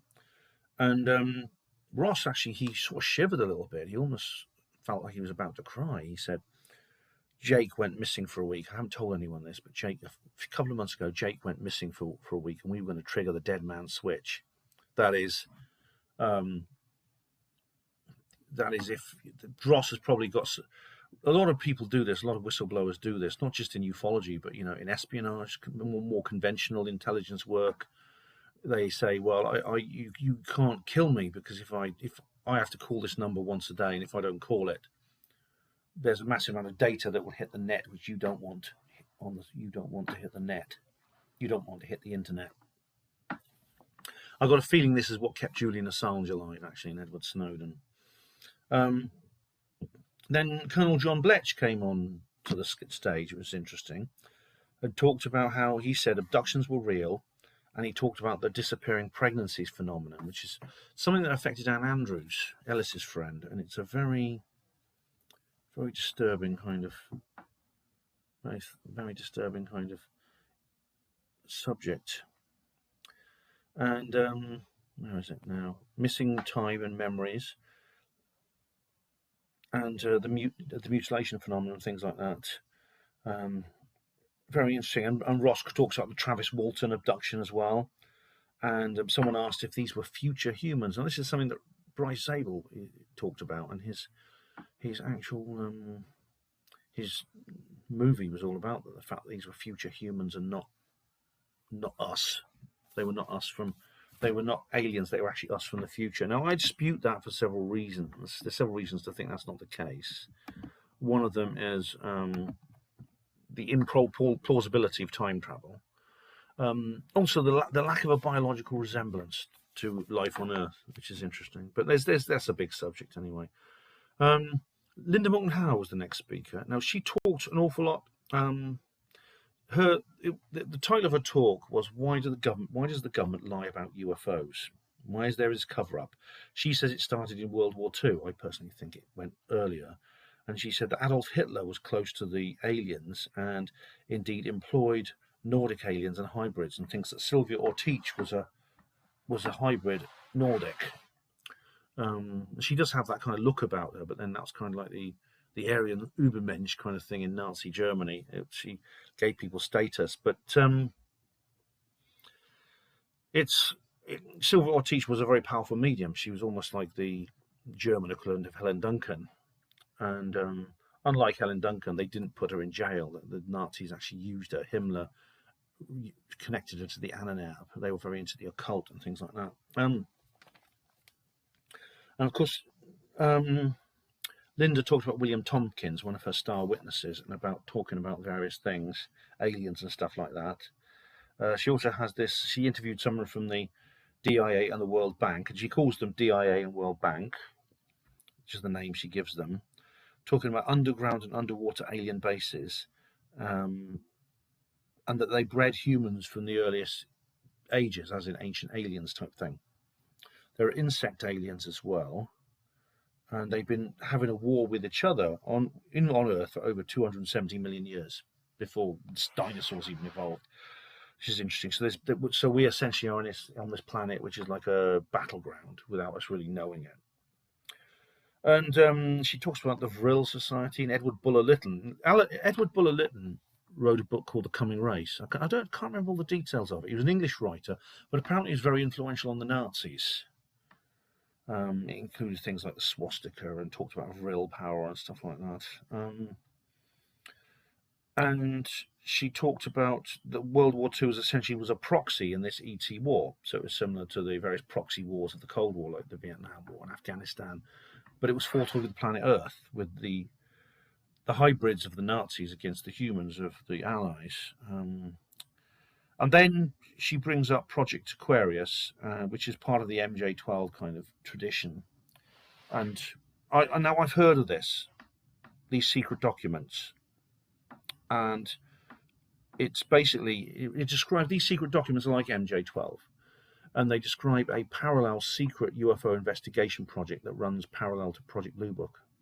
And indeed, J. Allen Hynek understood this, even though he might have not known what Project Aquarius was. And these documents have been floating around for a long time, and I'm familiar with them. But it was quite good to hear Linda give her commentary on that. It really, really was. Then there was the disclosure panel that consisted of James Fox, Ross Coulthard, Dean Adelio, Danny Sheehan, Nick Pope, Richard Dolan, and Linda Moulton Howe, and Steve Bassett was kind of the moderator in the middle. Looking at them all along this table reminded me of Leonardo da Vinci's Last Supper mural. And they talked about Wright Pat being the centre, Wright Patterson Air Force Base being the centre of this contract battle. They're saying it's all to do with. This was again like it was as a Q&A type event, a Q&A thing, and that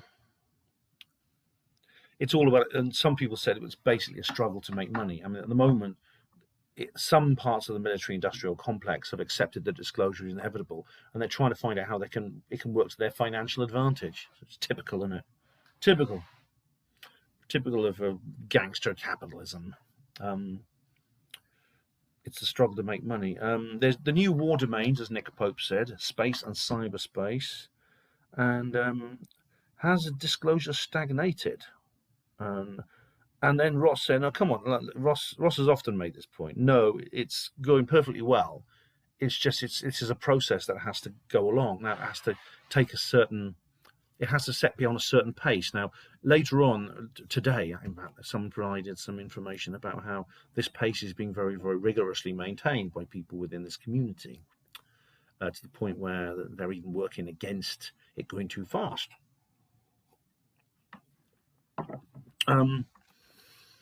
So Ross just says, look, you've got to be patient. You've got to be patient. And Richard Dolan thought he's changed his mind about disclosure. He thinks the system is more resilient than he thought it would be. And I can see his point, actually. I've sort of vacillated over this. It took me a long time to accept that willing disclosure was even possible. But then when I did, when 2017 happened, I thought this is it. And then, of course, here we are, 8 years later, still waiting. There's someone asked about the black budget and where the money comes from all this, because the black budget is like 3.8 trillion or something. Yeah, of course, all this is going to cost a lot more money. And, well, no one mentioned this, but I could have referred to what Michael Schratt talked about last year, the overpricing of everything, light bulbs that cost $50,000, that kind of thing. It's all done through embezzlement, not to mention possibly the shares in the Colombian drug cartels as well, making money off the misery of people on our streets. And then the deep underground military bases, and the fact that Catherine Austin Fitts is talking about this now. She's a financial whistleblower, very brave lady, but she's now talking about dumbs as well. Now, then the C word came up, the pandemic, and Nick Pope had a lot to say about that. But at the same time, at least some of these are friendly aliens. I mean, the fact that Travis Walton was returned. I mean, if you think about it, if Travis Walton had been dropped back where the aliens found him, he'd probably have died. He'd have died of exposure. This was this November in the mountain. It's not called Snowflake for nothing. It gets cold there. and he was just on his own. He was hungry, tired, and frightened, in shock.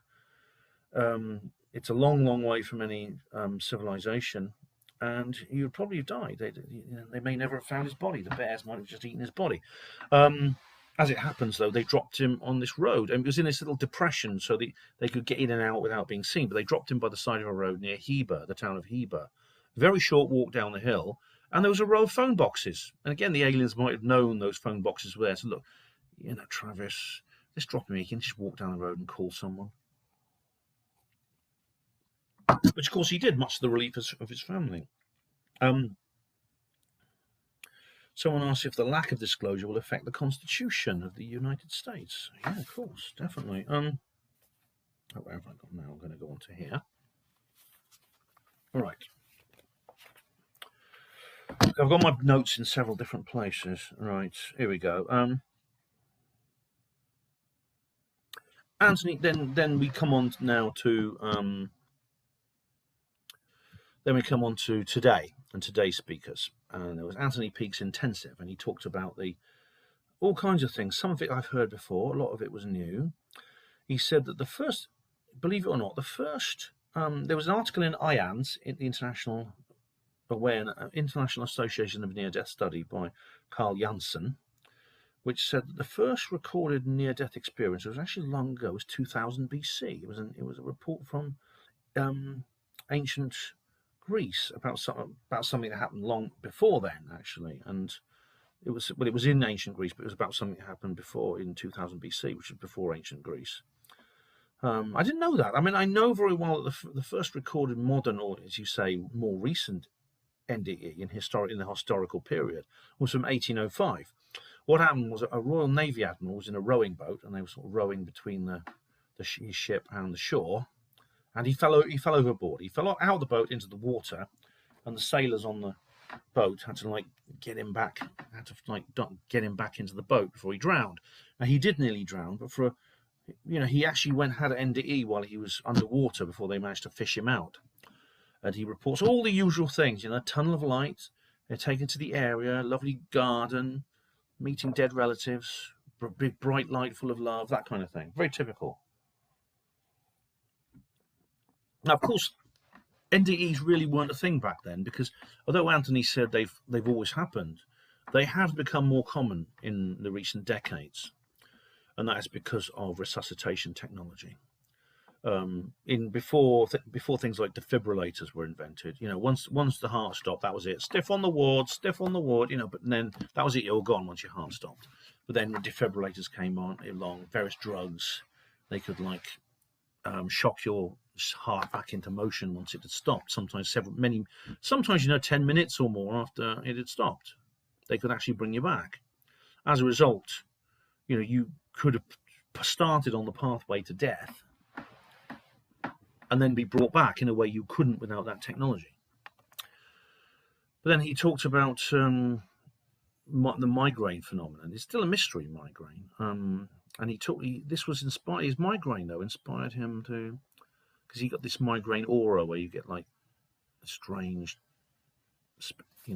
sometimes people have deja vu or cognitive effects. And Anthony was a successful he did marketing or something, or business management, and then he took a year off to write a book, and he decided to write a book about his first book, Is There Life After Death? And he came up with his cheating the ferryman hypothesis. And then he said an awful lot about ketamine, and then someone who was sitting next to me actually has had experiences with ketamine in hospital, and the connection, he was very keen to connect things like epilepsy, temporal lobe epilepsy, and other things, and seizures, like mal seizures. For example, a mal seizure, if you see someone going along and suddenly they just stop and freeze. This has been shown in some ghost videos, like something mysterious. It's actually not mysterious. They have a mal seizure. The mal seizure is a kind of epilepsy, or kind of it's somewhere where someone just stops and freezes like that. And they become like a statue for a number of minutes. Then they move again. And the funny thing is that when they start moving, they won't remember.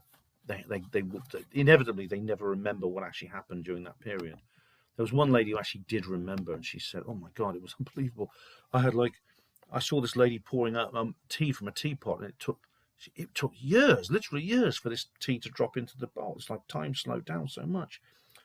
And this is to do with glutamate, a part of the brain. And there's other things like where Anthony Peake talks about the binding problem. This is a paradox of neuroscience, which is like, because you're getting like sensory data from all around the place, from my ears, my eyes, all my 5 senses. And but everything, they all seem to match up. Like they all match each other in terms of like dubbing, you might say. So, for example, I hear and see things at the same time. How does that happen? And where is memory? I mean, there's no one place where one memory will happen. If you take out a part of your brain, if you take out a piece of brain here, you won't forget your father but remember your mother. Take a piece of brain out here, you won't forget your cousin but remember your brother. That kind of thing.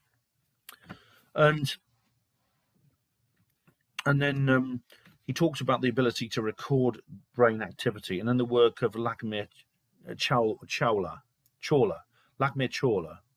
who's a neuroscience, who then, you know him, you've probably seen him if you're into this sort of thing, because he's got a big turban, he's a Sikh, he wears this big turban. But he's the one who first discovered there was neurological activity in the brain after death. And indeed, I covered this on HPANWO Voice at the time. I've been covering this all the way through.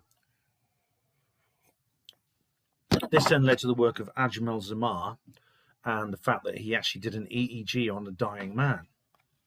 It was completely accidental. He happened to die of a heart attack while he was having an EEG. So they recorded his brainwaves as he died. And it was, at the time, there was no indication that there was going to be any, there was no indication there was any organized thought here. It just seemed like random firing, in which case it shouldn't produce coherent thought. It would just be like an epileptic fit, which no one remembers. But then Chimo Borjigan came along and discovered, no, this is like alpha theta waves. It's like a waking state up to 15 minutes after the person has died.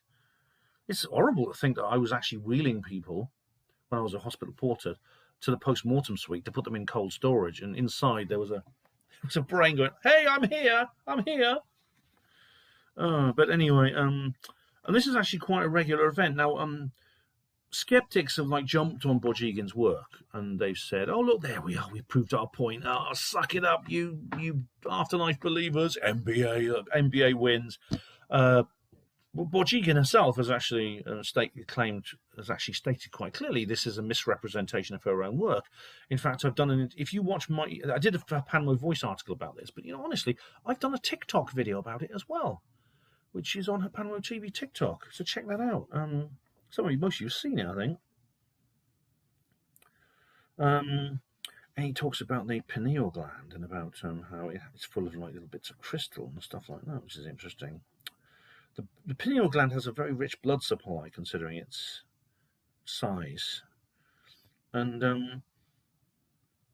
there's this thing called the Kakedra Mudra, which is an Indian practice, an Indian yogic practice of putting your tongue into the back of your throat and shoving it up the nasal passage, which how you do that, but apparently that actually releases some of the DMT into the mouth, and you can swallow it. It's quite something. You put it into the Rathke's cleft, which is like a part of the top of the nose, which sits just under a very thin piece of skull leading to the brain. Yeah. And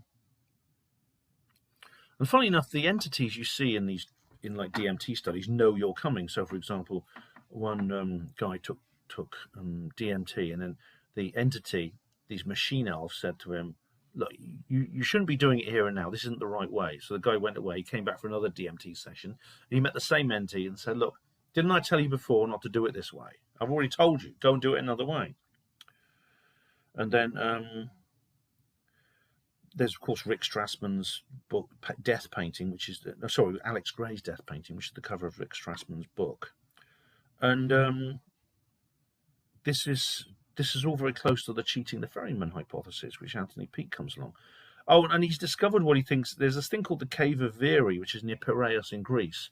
Funny enough, you go in the entrance and there's like a little wall, and there's evidence. I've heard of this, and there's evidence that people have been building fires in front of the wall. And he suddenly realised maybe this was the very cave that looks like the cave in Plato's famous allegory. I mean, the Plato's cave is essentially an old-fashioned version of this matrix theory, this simulation hypothesis. Very interesting that this is not a new idea. this person sitting next to me talked about her ketamine experience, and there's Myron Dahl. This is a guy that features in Anthony's books, and he was actually in the audience. And he talked about he basically talked about the same thing. He had his meeting with Chiron, the ferryman. He actually met the ferryman, didn't just cheat him, he met him, and talked about like how he had an epileptic fit that lasted 8 hours, and that should have killed him. And he talked about Dr. Oliver. He also worked with Dr. Oliver Sacks. Now, Dr. Oliver Sacks was an American neuroscientist in the 60s. Now, there's a film called Awakening, which is actually a pretty good film, where Robin Williams plays Sacks. Robin Williams is best known for his comedy, but he also was a very good, he could play quite tragic roles. He could even play a bad guy in Insomnia. He played a very believable villain. But in this film, he plays this sort of mild-mannered, caring doctor who comes up with this drug that people who've been in a profound vegetative or catatonic state for years, decades sometimes, are given this drug, and they awake, hence Awakening. And they just come back to life. It's really amazing. And one's played by Robert De Niro, and he's like this middle-aged man. But he's got the mind of a young boy because he's been in this state since he was like 9 years old, and he's like a middle-aged man, and he's suddenly a grown man, and he's got feelings for women. He has to learn how to date women and stuff like that. It's a very sweet story, but it's a very tragic story, and it's based on a true story because this drug only has a temporary effect, and after a few weeks it starts to wear off, and they go back to the state they were in before. It's very sad, yeah. And then I went to see Accidental Truth. And I mentioned that this was Ron James's film. I've seen the first one. Now it was actually the new. It said this was going to be a premiere of the new one, or a rough cut. It's like a special cut because it's not finished yet. For the new one, Accidental Truth Next, the sequel. The first one you can get on Amazon. It's very good, but then we got in there and he just started showing clips, and he just showed a few clips. And the thing is, he had like an hour and a half, so he showed a load of clips, and some people went out and others came in. I was one of the few who stayed there. So he just showed the same clips all over again. I think he was meant to. He had originally had other plans, but at the last minute changed his plans. Which is a pity. But there you go. I mean, I was hoping to see the entire movie. Melinda was as well. She was sitting next to me. But you know what? I'll be looking forward to when the film comes out. I really, really will. And Ron also mentioned this issue of Lou Elizondo. I actually put my hand up and I said, look, a lot of people in the UFO community are saying that Lou Elizondo is the new Richard Doty. He's a gatekeeper who's just trying to stop disclosure from happening, and he's a confidence trickster. And I stressed to Ron, I said, look, this is not my belief, because I don't think that. This is what a lot of people are saying. He says, I don't think that either. What I think Lou is doing, why he's doing what he's doing, and doing these sometimes questionable things, such as putting up fake photos, which he later apologized for, to be fair. The reason this is happening is because he's not against stopping disclosure. He's part of this faction that wants disclosure to come out, this faction that maybe is around Trump and that letter of the alphabet, you know, the one between the 16th and the 18th, which Ron didn't mention. That's just my commentary. And that, but it has to stay on a certain track. It has to stay on pace. And if it ever looks like it's going too fast, Lou is like the brakes on the train. And he says, no, you wait. We've got to stay on schedule here. We've got to pass this marker at this particular time. Now, I don't know why that is. I don't know why it has to be at a certain pace and things have to happen in order in a certain time. I don't know why that is. I don't know if that is that for the best.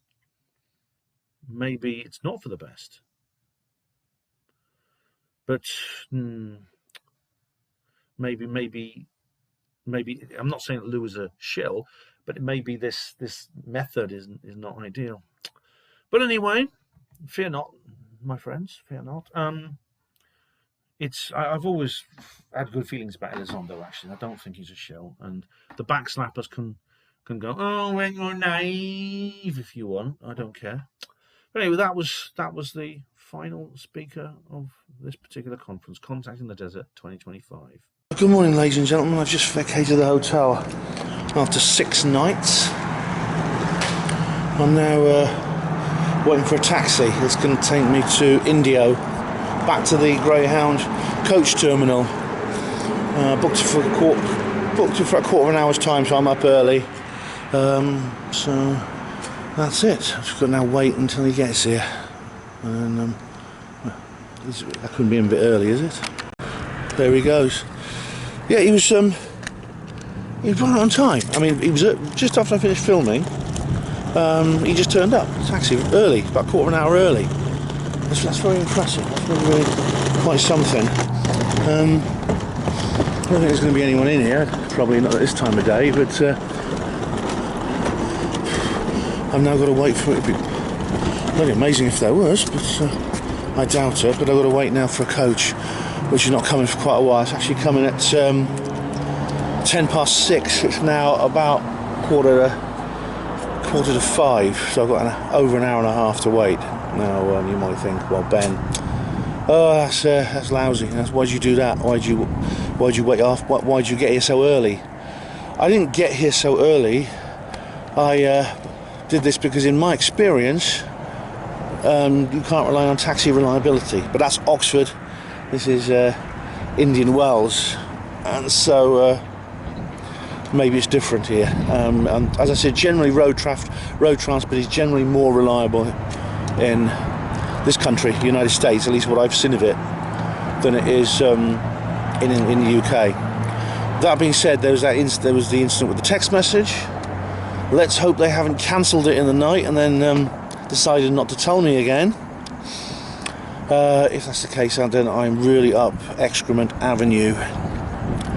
I'll have to try and find my way to find another transport to get to my destination, which is not Los Angeles. I'm supposed to go to Los Angeles first with this service, but and then change. But I might have to go to Palm Springs and get a plane, which will cost God knows how much. They boast that you can get a single flight to where I want to go to for $76. So that's probably advertising. It's probably more than that. So let's just hope this coach. I mean, I've got a 2-hour wait in. It could be 2 hours late and still get them on there on time, because I've got a 2-hour layover in LA before my connection leaves. So there is some flexibility there. But I looked at the service. If I missed this service, there's another one like in about 4 hours' time. Which is why I had to leave this early. It's the only way to get to my destination. I still want to get there at 10 p.m. or something ridiculous like that. But I mean, they did say it was operating. So, but that's bad. They didn't. I mean, they could have just cancelled it and not told me, and I'd be standing there like a lump, waiting for the coach to say, "Where is it?" And when the office opened, or whenever that would be, they then come up and say, "Oh, it was cancelled last night, Mr. Emlyn Jones. Sorry." Fingers crossed. Anyway, I've got an hour and a half to wait, which is not too bad. I've got my earphones. There's some art over there. I might go and look at that artwork over there, because it's a bit like Oxford, my graffiti videos, so I'll just check that out. I'm not going to get too close, because so I've just crossed the 111 and I can't see any crossings, and it's early in the morning and I'm on my own in a country where lots of people have got guns, so I'll just show you from a distance. There's a desert scenes, there's the sun, horses, cacti, some maybe Amerindian kind of iconography. That's nice. Well done. So you get this kind of non-conformist folk art all over the world, not just in Oxford. And believe it or not, here are some railway lines. Just no fences or anything, it's just right in front of me. I could just walk across them if I wanted, which I won't do. I think there's a train coming actually. Maybe it's a cultural difference. They just say, well, maybe they don't have this kind of nanny state obsession that we do in Britain. Yeah, we're just as lucky as we just catch a train coming. There it is. Americans. Hello. Good morning.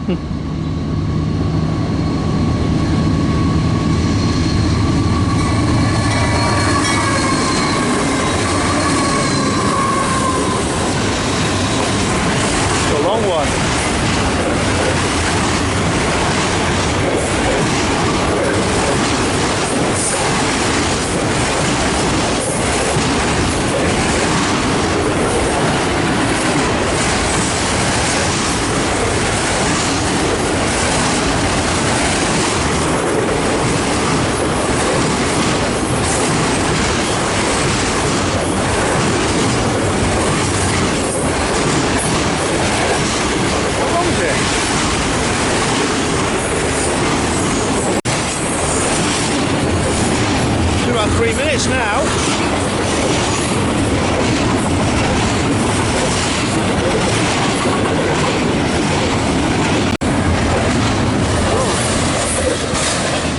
Right, let's go.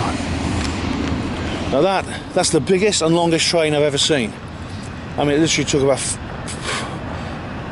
4 minutes to pass. I mean, I lost count of the number of coaches. Hundreds of trucks with those big shipping containers on, piled too high. What a train, man, what a train. This is a railway enthusiast's dream here. Slowly getting lighter, you can see the morning star up there. Sunrise is coming over there. So, it's very nice. I say this is a sort of dawn and dusk place. It's actually the temperature's really comfortable right now. You know, it's just perfect. Because it'll very quickly warm up when the sun gets up. But in the meantime, I've just got to wait for the coach. I'm just trying to stay out of sight as much as I can, just in case any passing sort of robber spots me. There's no one here apart from me.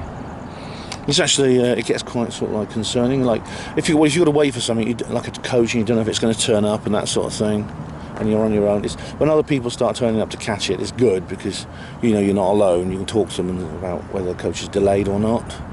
If necessary, you can pool a taxi to the airport or to the nearest railway station, things like that. But that has yet to happen, and you'd expect it getting here this early. But better to get here too early than get here too late. Anyway, that was interesting. You know, I happened to be when a train was passing, which is really cool.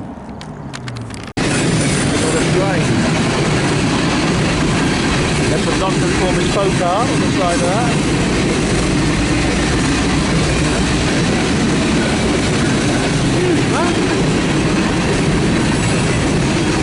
Look at that.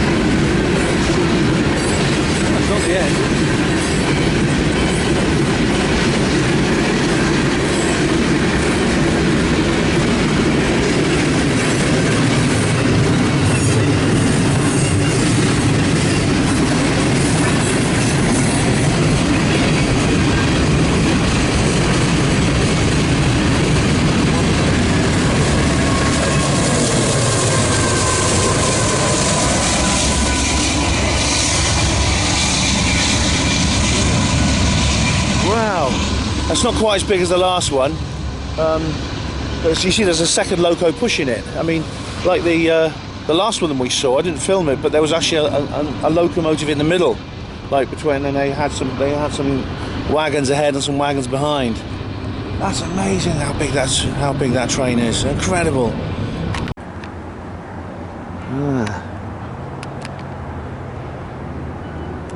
The sun is up. The grass is riz. I wonder where the birdies is. The birdies are up there. The sun has cleared just coming up across those mountains there. It's coming up to 6 o'clock, so it's barely an hour after I arrived. As always, as I've noted before in this area, there's the absence of twilight. Literally, the time it takes from pitch darkness to like daylight sky is about half an hour. You know, by about 5:30 when the sun was rising, you know, the blue sky and stuff like that. I don't know if that might be to do with latitude. We're further south here than what I'm used to, or it might be to do with the climate, lack of cloud cover. Either way, you know, it's like it's very, very different here. I mean, for example, the sun rose at 5:35 a.m. here. Back in Oxford, you know, it's up at this time of year. It's up just after 4. And by 5:30 it's like broad daylight. So yeah. Hello, Mr. Sun, welcome. There's a couple of other people waiting now. I found 2 other people waiting for the 6:20, so that's always good news. you know you haven't made some terrible mistake, and you know you arrived at a completely wrong time of day or something like that. So that's things are so far so good. All systems are nominal. Let's hope it continues.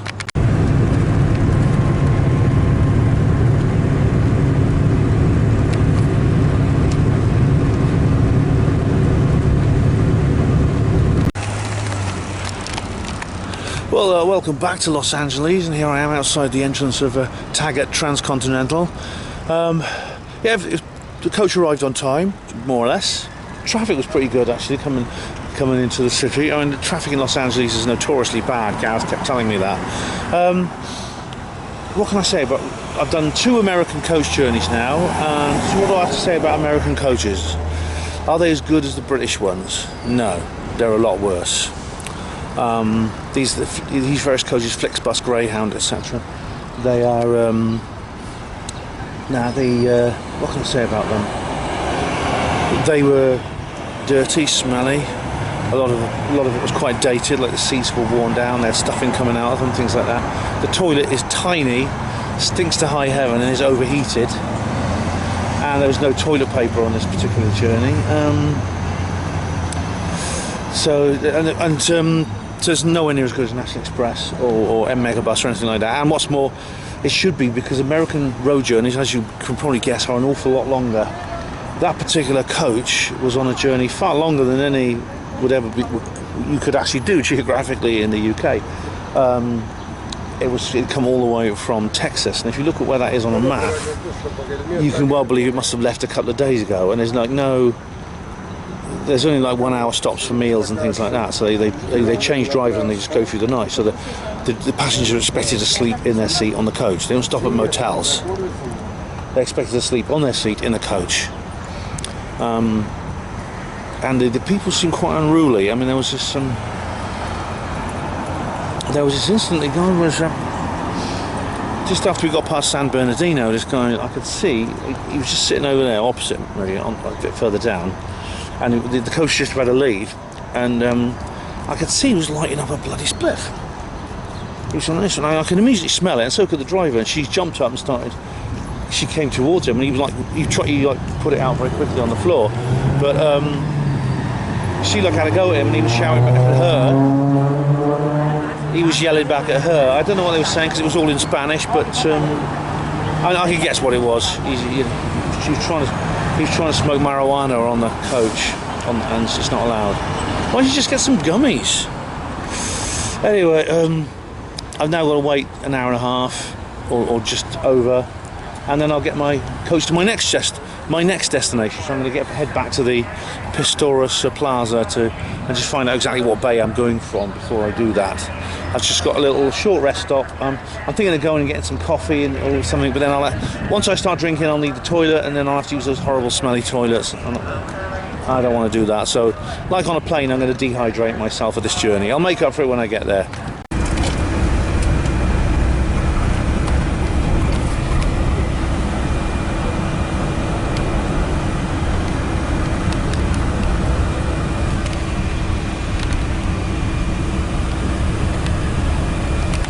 Okay, I've just departed Los Angeles again. This time we're going north out of the city, a place I've never been before, the direction I've never been before. I'm heading for a town called Fresno, which is about 300 miles north of here, and I'm going to visit somebody. And some of you will already guess who that person is going to be.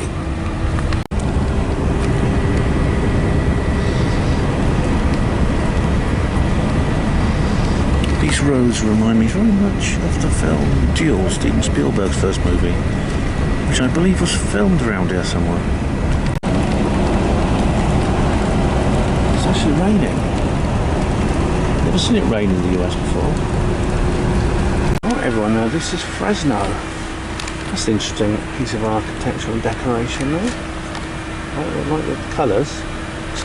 Looks like a beehive.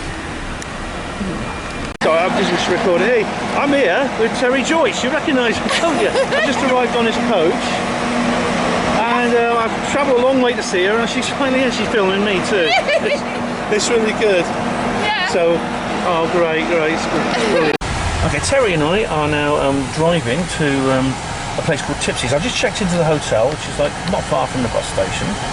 And it's like Terry's got a car, so that's really, really cool. Continue straight, then use the right lanes to take a slight right turn to merge onto CA41 North. Okay. Right, so we're going to head for Tipsy, which is a bar, as you can probably guess from the name. Okay, we're going to go north. Yeah. And Hey, everybody! welcome to HPANWO TV, Terry. Hi! You've been on before, but never together. in the same place as me. Pretty trippy. Yeah, I'll show you the hotel room later, but it's kind of like a motel. It's like an outdoor room with like open straight onto the car park. It's like one of those American motels, even though I don't have a car. But yeah, I'm tired now and I'm thirsty. It's been quite a day. I was up at, well, I didn't only slept about 4 hours last night, and I was like up at like 4:15.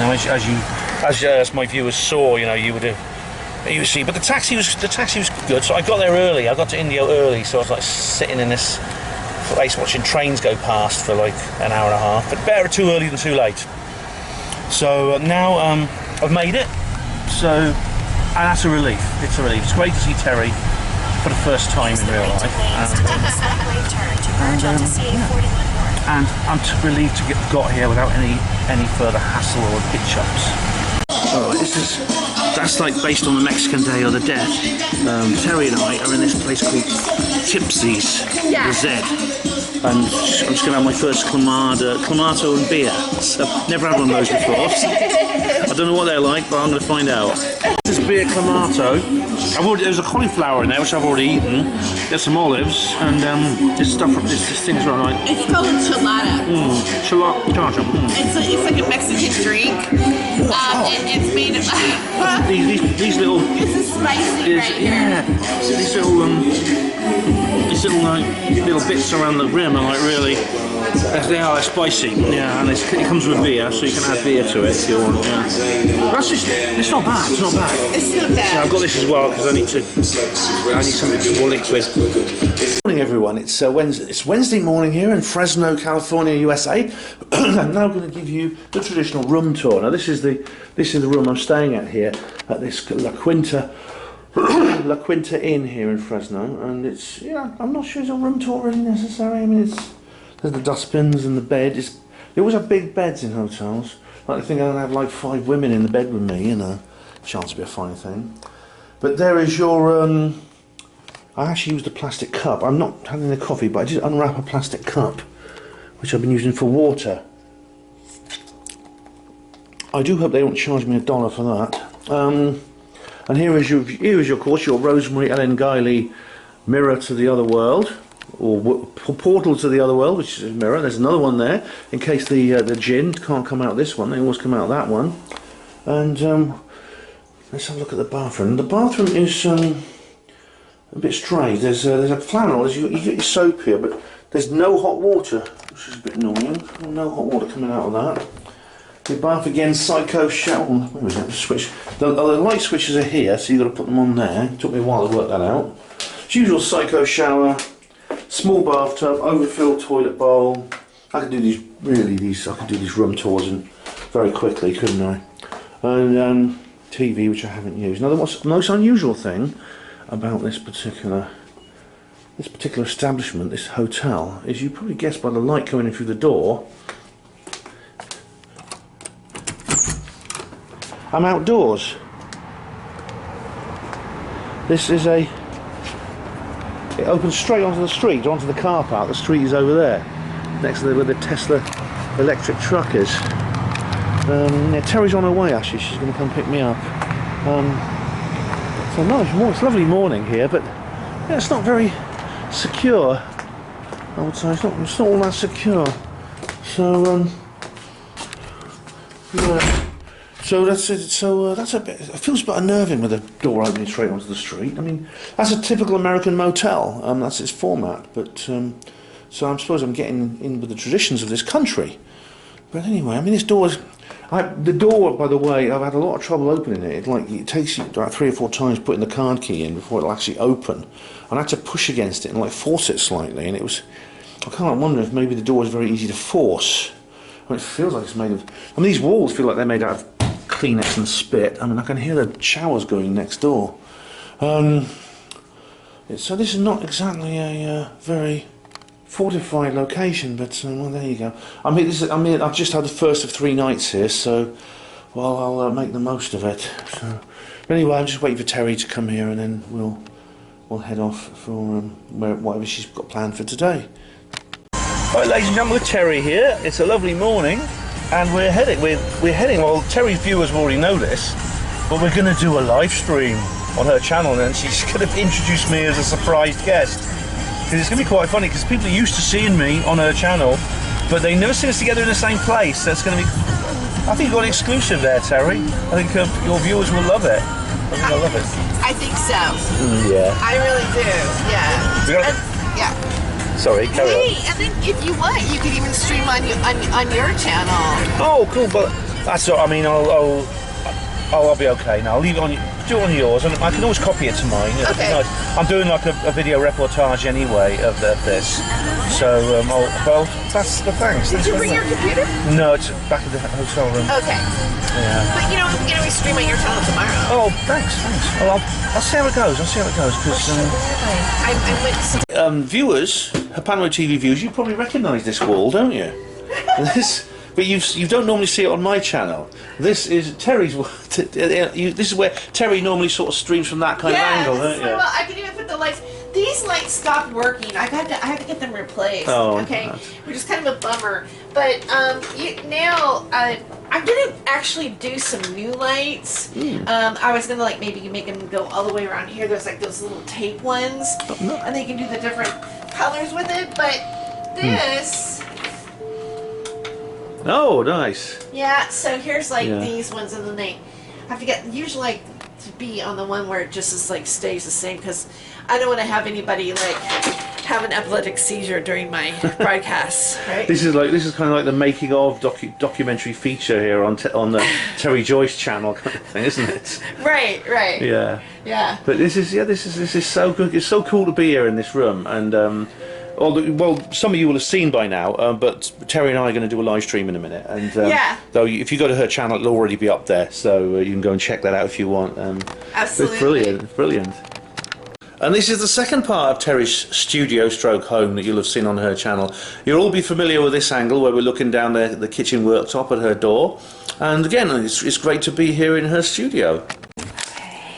Right, Terry, this is just setting up her live stream now, and so. It'll already be online if you want to watch it, but looking forward to this a lot. Well, Terry and I are now enjoying a quiet Coke outside after our very successful live stream. And if you go to Terry's channel, you'll see it. I'll put a link on her HPANWO Voice, so you'll see it. So that's great. That's great. We had a good time, didn't we? You can copy my live stream on your channel. That's okay. Oh, thanks, Terry. Yeah. Thanks.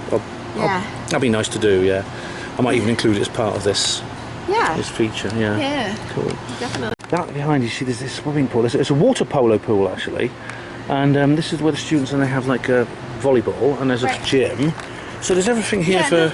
It's called Elevated Student Living. So it's an apartment complex that caters to students in the area. I mean, you don't have to be a student to live here, but it caters to students. So they have like 1 bedroom, 2 bedroom, 3 bedroom, 4 bedroom apartments, and there's a shuttle that takes us to and from the campus and drops us off before classes, and it's great. It's been a great place to be at while going to college, and I'm getting my MFA now in creative nonfiction. So I'm going to be here for maybe at least another year. I have at least for another year. Cool. Yeah. And I could live here if I wasn't a student, but eventually I'm going to want to get another apartment here. You know, and I got to move on. But for right now, it really works, and I like living here. I'm probably one of the oldest people living here. Well, not really. You saw the guy walking. Yeah. There was a guy with an umbrella. He's not a student. So when I say it's not only students. There's a guy that has an umbrella. He comes out every once in a while, and he'll also point up. And he'll go, God, and he has an umbrella, and he always walks out. So we're not the only weird people in this building. Yeah, it's hot today. I don't know what the weather is, but it's hot here. Yeah. Fresno sometimes gets in the triple digits. Yeah. It's been like 113, 114 here before. Wow. That's really hot. It's not that today, but we're hot. Okay, yeah. Since I've been here, it's been almost as hot as Indian Wells. It's really quite roasting. But yeah. But Bristol's known for being hot. We did have a bit of rain on the coach up here, though. Just north of Los Angeles, there was like some rain. I've never seen rain in the US before, but it did rain slightly. Was it over the grapevine? That was just was it like north farther of Los out? Yeah. In the hills north of Los Angeles. Yeah. It's colder up there, and the weather will shift, you know, in that part. But by and large, you know, Los Angeles is cooler than here, as well as, of course, the Bay Area. But both of them have coastlines. We don't have a coastline in Fresno, but we do have Millerton Lake, and we're going to go there tomorrow. Oh, excellent, brilliant! Yeah, we got. But that's all to come, ladies and gentlemen. So we're just going to relax here for a bit, and then head off. Yeah, definitely. All right, ladies and gentlemen, I'm in a place called Clovis, and it's outside this place here, and this is the Chicho's Lounge, whatever that is, and well, it's a comedy club, and so we're hoping to see a performance from our very own Terry Joyce this evening. We'll have to wait and see. Sorry? Hey! Yes, a very funny lady. You may have seen her videos where you've seen her channel, obviously, but she has some comedy videos as well. And so hoping to get a stand-up routine from her this evening. Yeah, it's just for tips, open mic night. Here's the placard for it. We're going to have some Italian food. Yeah, it's an Italian-themed place, so we're going to have an Italian meal. And yeah, it's a lovely, very warm evening here in California, USA. And so, well, break a leg, Terry. Thank you. What's up, fuckers?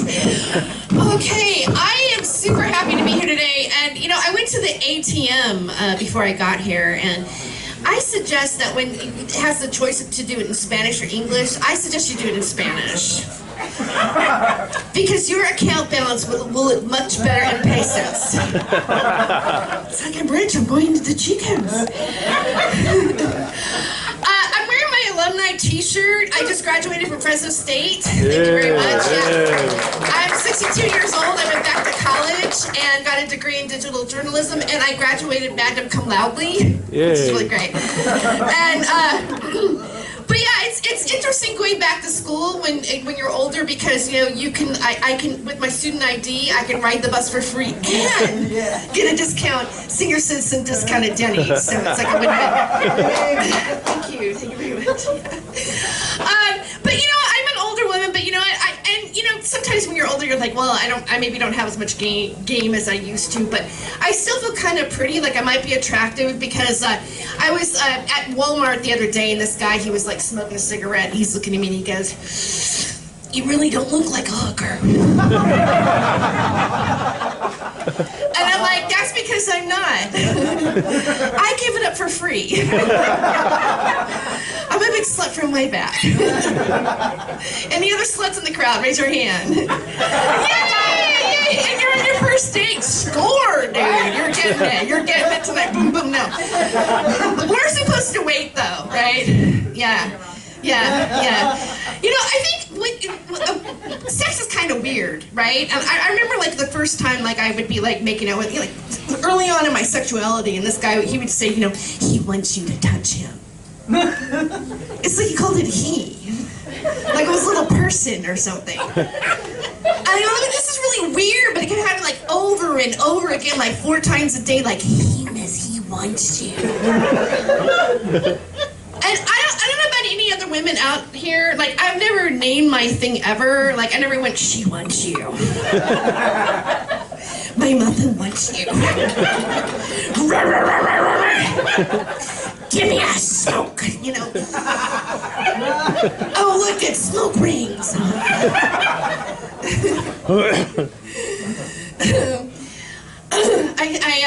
I smoke weed. Didn't we smoke weed here? Oh, yeah. Oh, yeah. Totally. Yeah. You know, I had a conversation with a guy. Well, I was on a date. You know, he took me to El Torito because, you know, I had a 2-for-1 discount. And he was like, I said, you know, I think they should legalize marijuana before it was legalized. And he goes, well, if you're going to legalize marijuana, you might as well just legalize crystal meth. And I'm like, you cannot compare pot smokers to tweakers. I mean, maybe they get their shit cleaned up, house cleaned up, and whatever. And I don't know if anybody's ever lived with a tweaker before. Like you turn on, your remote control, and your microwave goes off. You have wiring everywhere. It's like, what the hell's going on here? And when they want you to do math, they try to sell it to you. They go, well, Hitler made it. And that's how the Berlin Wall went up. And I'm like, this is your selling point? But I believe that the pot smoker and the tweaker can work together. Because the pot smoker will think up stuff and the tweaker will execute it. This is how we build a perfect society. Yeah, but the tweaker was still the weed. The tweaker will steal the weed, right? Yeah, they'll smoke it and they won't know what to do with it. They smoke it, they won't sell it, trade it for meth. Right, trade it for meth, right. Okay, that's a little bit TMI over here. I'm so this is your first date? Oh my God, you know what? I was sitting back here and I had that feeling. I go, they're on a first date right now. And I'm gonna fuck with them now. No. So when you asked her out, how do you know him? How do you know this gentleman over here? Just met him online. You met him online? Ow! I know, I heard somebody go, holy shit. I don't trust online. You don't even know what's going to happen, and they want you to sometimes sext. Like, I had a friend of mine who took a picture of her cooch and sent it to her mom. She's like, oh my God, what is this? It's like the wrong person. But cyber sex can be really weird, and I was online one time, and I want to tell you, I was online, and I was on my computer, and I was like, oops. Ooh, this is familiar. Okay, I was like, hi, how are you? I want to lick your twat. Okay. How long is your tongue? Because I live in Clovis, California.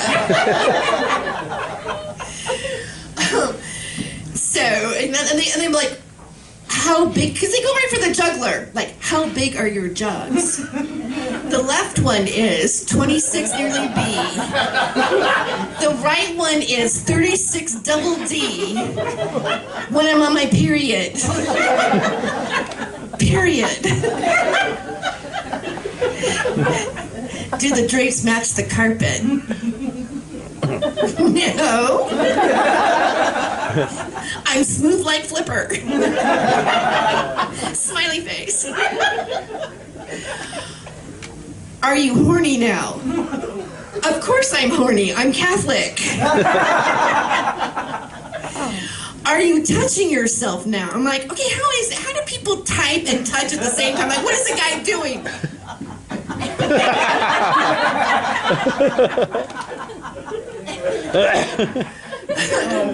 All right, that's my time. Thank you, guys.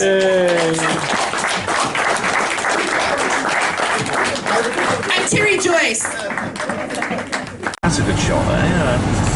Well, good morning, ladies and gentlemen. It's the morning after the night before. It's Thursday. My last full day in the US, and Terry's here. Hi. And we're heading to her place and do a bit more, have some breakfast, and then we're going to do a bit more. I'm going to have some fun today and visit some places. And yeah, it's a lovely, another sunny morning. That's hardly surprising. So yeah, bear with us, stay with us, and we'll keep you entertained. Okay, guys, you've heard of zebra crossings. We now have goose crossings. These geese are very slowly and leisurely making their way across the road in front of us, completely oblivious to Terry and I's presence in our car. So I hope this one sort of like there's a whole slowly, bunch of them. man. Come on. Come on, out of the way. If you move forward, I hope that one will now. Really like, oi, watch out. Hey guys. They're Canada geese. I've seen them. We got them in our country too. They fly across the Atlantic. Go on. Oh, there's another one. Is that the last one? Yeah, I think that's the last one. Terry's filming it as well. I'm trying to get a photo. Watch it, there's some more coming, so get out quickly before this one. Come on. Hurry up. There we are. What's this place called, Terry? Woodward Park. Woodward Park. Yeah, that's where we're now heading. Guys. Yeah, we're now. Oh, you silly bitch. Self-indulgent, entitled geese. Honestly. Or Steve Mumbling say, "You goose." Sorry, Steve Mumbling. This is geese, right? Not UFO believers, all right? Yeah, it's a. We look by the waterside, don't we? This is a lovely spot we're in. Actually. This is called Woodward Park, and there's lots of ducks and geese. Funny enough, they're the same species that I see back home in my country, on the other side of the Atlantic Ocean. So it's unusual to see that. I thought they'd be different, but they're not. I see a couple of ones that look a bit different, but you have like the same species generally that I see here.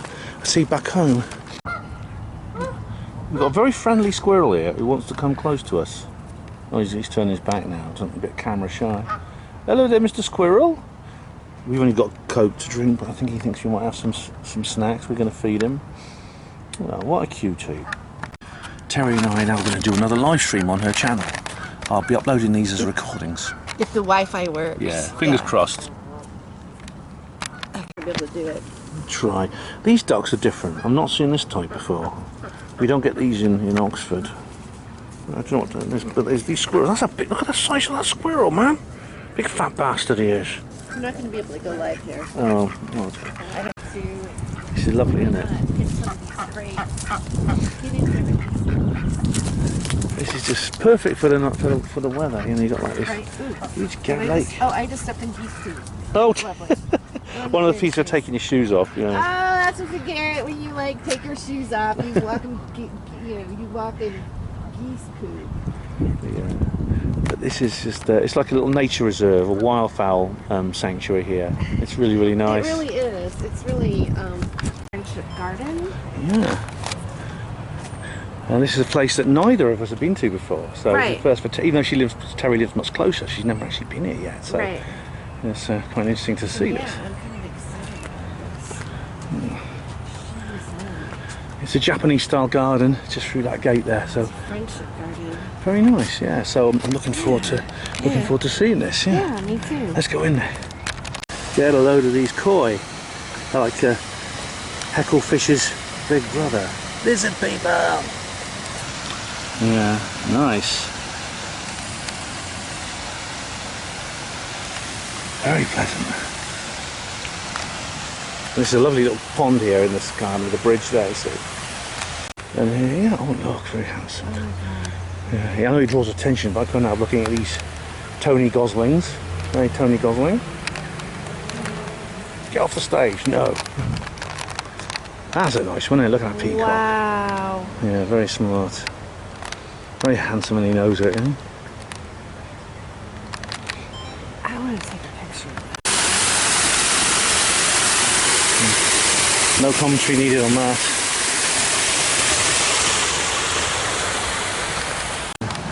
Presented to the city of Fresno by the Fresno County Japanese August 1939. Oh, that's quite old, this.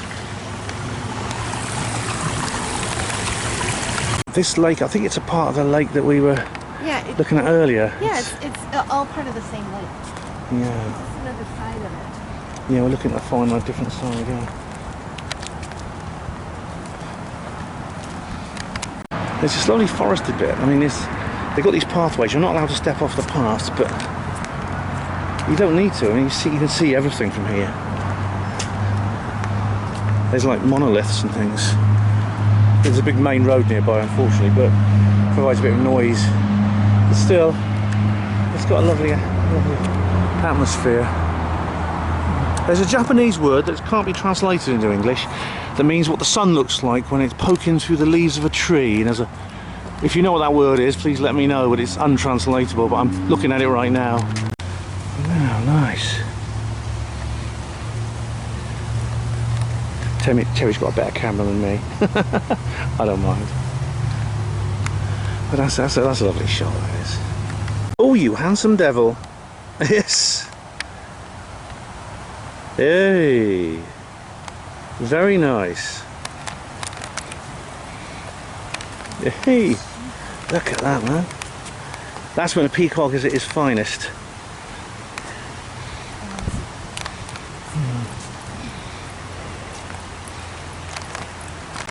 Oh, good morning everybody. It's Friday morning and I have finally had a text message from my daughter asking me when I'm coming home. I replied, 50p a text, as I told her. I was relieved to hear from her. And I said, well, I'll be back tomorrow, and this was yesterday morning, so she thinks I'm coming back today because of differences in time zones. So I've had to text her again, spend another 50p explaining. Anyway, just thought I'd mention something interesting. These are rather unusual light switches, you see. There's some more over here. There's another one there. Never seen light switches like that. Now, as far as I know, these are unique to Fresno. I've not seen them anywhere apart from Fresno.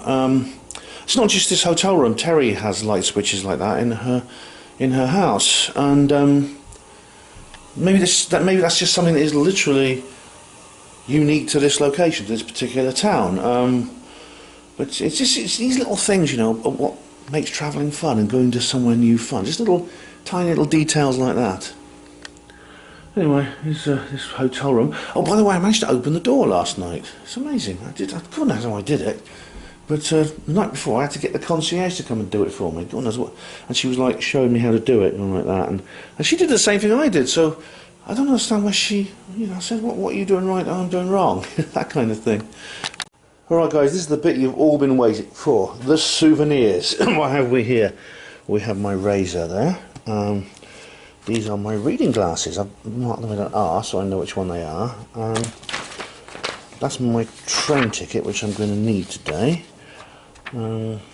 This is a book. Now this is a book by some British guy I've never heard of before. And there's another one. I managed to sell all the others. Well, I gave one to Terry as a thank you present. But I had 2 risings which I sold at the conference. I had one revealed which I gave to Terry, and I've got 2 of these redeemed left. That is a book, my reading books, Secret Machines, by Tom DeLonge and AJ Hartley. A Fire Within. It's book 2 of the series. I've read the first one and I've reviewed it on HPANWO Voice. I think I might have mentioned it actually on a UFO disclosure video. Roswell on Trial. The Evidence Speaks. You Decide. Christopher A. Johnson, JD. Certified Civil Trial Specialist. Whoa. Yeah. This is, see, as far as I can tell, X-Files meets Law and Order. This is, I bought this because it seems to be the only other example that comes close possibly to some kind of fictionalisation of the Roswell incident. I don't know because I haven't read it. I haven't read anything. I haven't read either of these books because I haven't had time. I've just been doing other things. That is a receipt. This is another receipt from Indian Wells. Now this is, what's this? Oh, Sondra Sneed. This is her card there, which you met earlier. This is Camille James Harmon, awarding an actress. And there's you can look it up there if you want. And this is her website and things. I never actually spoke to her, but this here is Ciro, Yvonne R. Smith, alien UFO abduction researcher. I picked up loads of these. Some of these people I'm going to get in touch with actually and do interviews with for my radio show. That's the Indian Wells Resort Hotel. UAP PD. Well, that's the I bought Terry. Did I show you the mug? Yeah. I showed you the mug, I think, that I bought from Marianne and her husband there, Dave Rich, where law enforcement meets the unknown. You met her. I did an interview with Marianne. I bought her mug, which I gave to Terry as a present. That's my toothbrush. That's another receipt. That's another receipt. This is the Allies. This is the Allies of Humanity, Marshall Vine Summers. Yeah, Lorraine Wilkins. He actually knew Lorraine, this guy, even though Lorraine is actually American, but she lives in the UK. But he knew Lorraine. What's this? Fresh Mouth. Do you know the fun facts about colloidal silver, nanosilver, and fluoride? Right. Well, I know about them. You've got to be careful taking these things, but they can do you some good. Yeah. So, I mean, we don't have fluoridation in that area. Apparently, they have fluoridation here in California. So I'm glad I'm not going to be here too long drinking their water. Is your toothbrush making you sick? Yeah. So it's bacteria. Yes. Yeah, because we've got to clean your toothbrush every so often, I think. This is the New Paradigm Institute. As you know, I've joined this. You sign up to their mailing list. There's Captain Rob. Here's another one from the NPI. Danny is old Danny. This is advertising. An exclusive workshop, which I didn't actually go to. I went to something else that time. What's this? Oh, this is Yvonne. This is another thing by Yvonne Smith. Oh yeah, that's another thing by Yvonne. Oh, she's nice, isn't she? She's quite an attractive lady. And she's a certified hypnotherapist, UFO abduction researcher, author and lecturer. She's written a book. It's quite a scary book cover, that. The 1994 mass abduction. That's quite scary, isn't it? Anyway, you can find out more from these QRs. STLS, this is Sky Tour live stream. They were there last year. And this is their website, which they do like remote telescope views of the universe. It's not just, it's actually about UFOs, not astronomy, but they've kind of made it, I think they've made it look a little bit like an astronomy thing when it's actually about UFOs. I think probably some skeptics get involved and they think, oh my god, I didn't know it was all about that. Strange days. Oh, this is from, I got this from the UK. I didn't get this here. This is an upcoming conference. I just used it for my notes, I remember, because it was a bit easier than using the book. Birdie Jaworski. Now, this is the lady, I met her actually. She used to be called Prudence, and she was in this ridiculous documentary of John Ronson, but she's now the director of transdimensional mapping. I spoke to her actually. I've known about her and watched some of her lectures online. I've got a DVD as well. Leslie and Stephen Shaw. GnosticTV.com. Abductions 101. Yay, how about that? And this is the Urantia Book and Fellowship. Free book program. You can get you get a PDF of this, but what did they send it you? Receive a complimentary copy. What are they? What are these people? What are Jehovah's Witnesses? This is another Urantia book thing here. Oh, it's a nice picture though. The time has come for you to know these things. Pause and read that if you want. Oh, this is Alexis Brooks. Now I spoke to her. I think, did I interview her? I think so. Anyway, I'm going to get her on my show. She knows Steve Mera, and she actually did a speech which I didn't see, but she's with Metaphysical Podcast, Consciousness, Spirituality, Paranormal, UFOs, and more.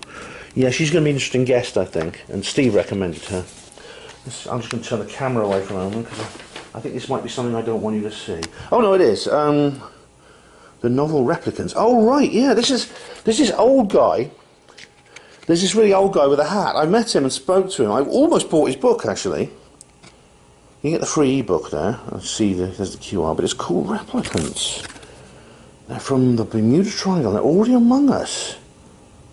You know, I almost bought the book, except it's a bloody hardback, and I can't. And it's a lot to carry on the plane, and it's and they're harder to handle than paperback. So I don't like hardback books. But this is the synopsis of the book there. This is another NPI thing with Captain Ron. This is what's you say?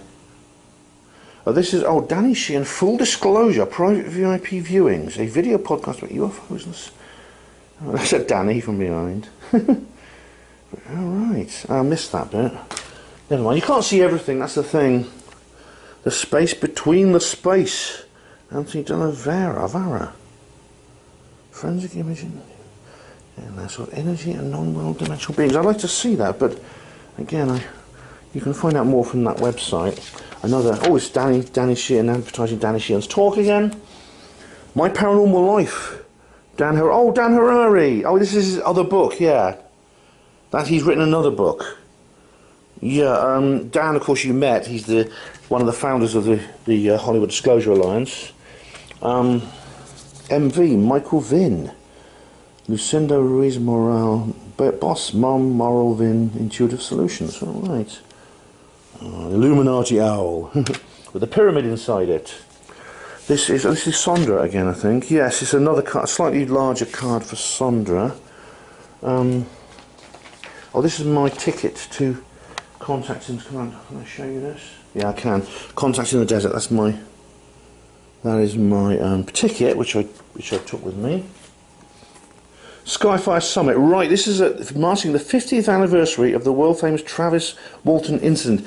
Now, I think it was was it Lorian who told me about this, or Jocelyn? But anyway, there's a conference coming up in October, all about, because it's 50 years since Travis Walton got taken from the woods. And then on November the 5th, They're screening Travis, which is a documentary I've seen actually. I've got the DVD of it. November the 8th, another screening. That's the. I think the 5th is actually the actual anniversary. It was in November when this happened. But please do go to that if you can. There's one. It's at the Sedona Film Festival, which is the Historical Society Museum in Arizona, Tempe, Arizona, USA. If you can get to that, there's a website, phoenixmufon.com. This is another receipt. Yeah.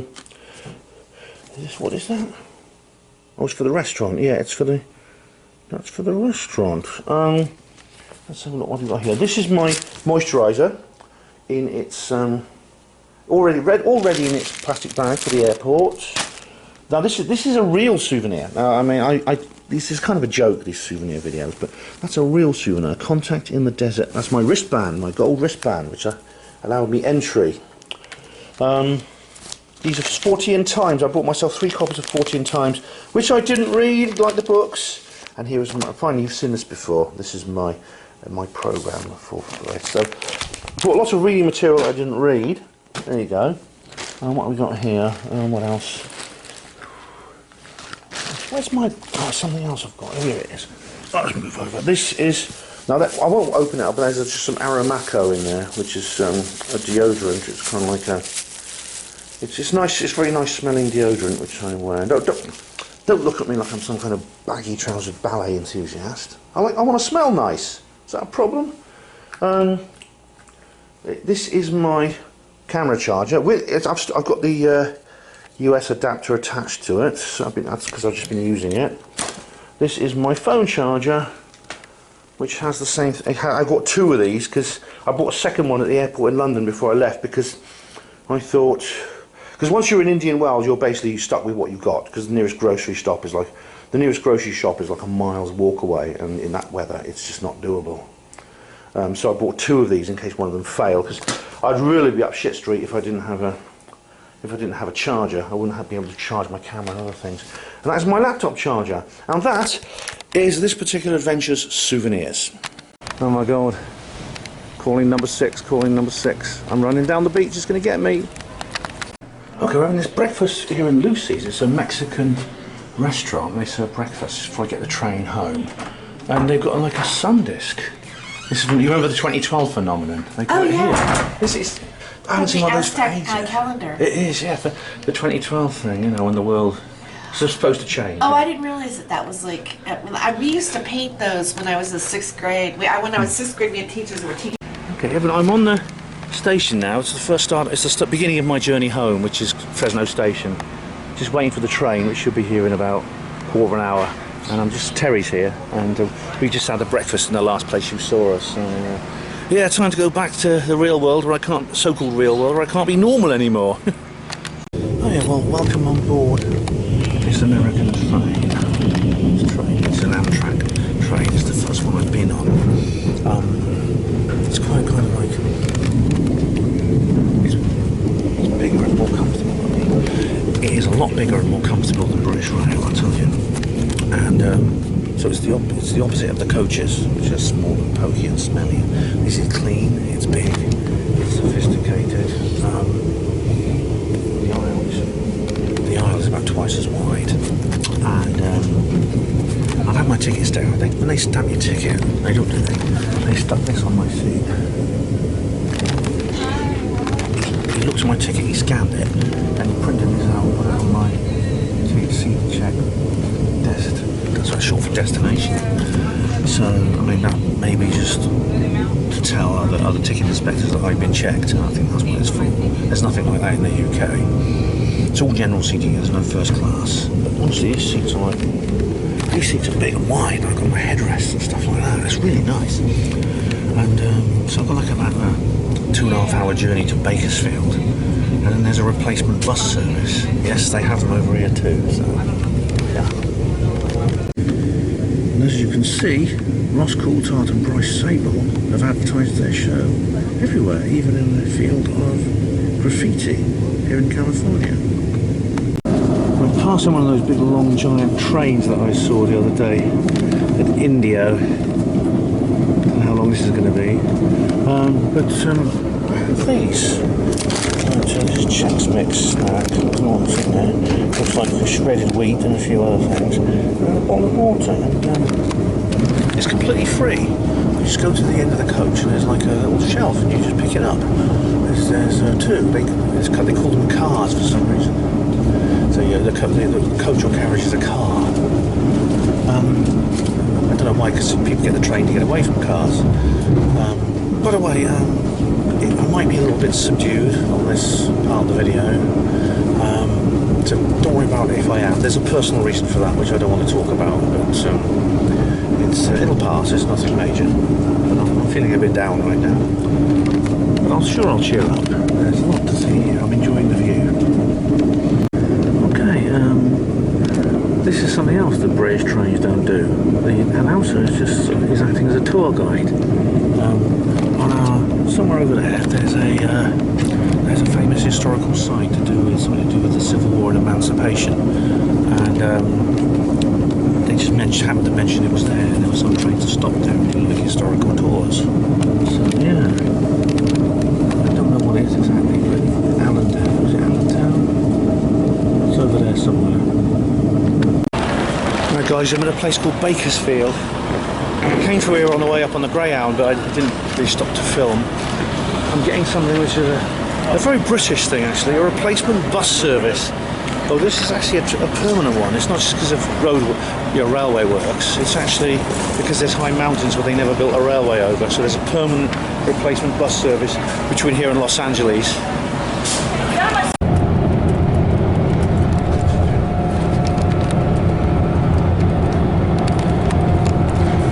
The Amtrak coach. It's a much nicer coach than the Greyhound. It's really clean, it smells nice, it's comfortable.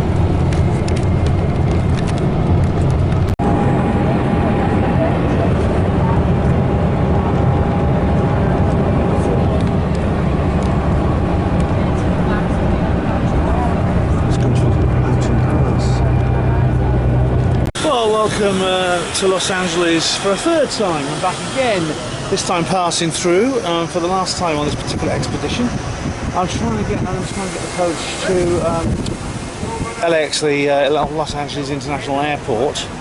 If I can find where stop it goes from. There's a map here. There's a map here. It's completely incomprehensible. Got a clue what's going on here. So I'm just going to wander around until I see the right bus stop. So.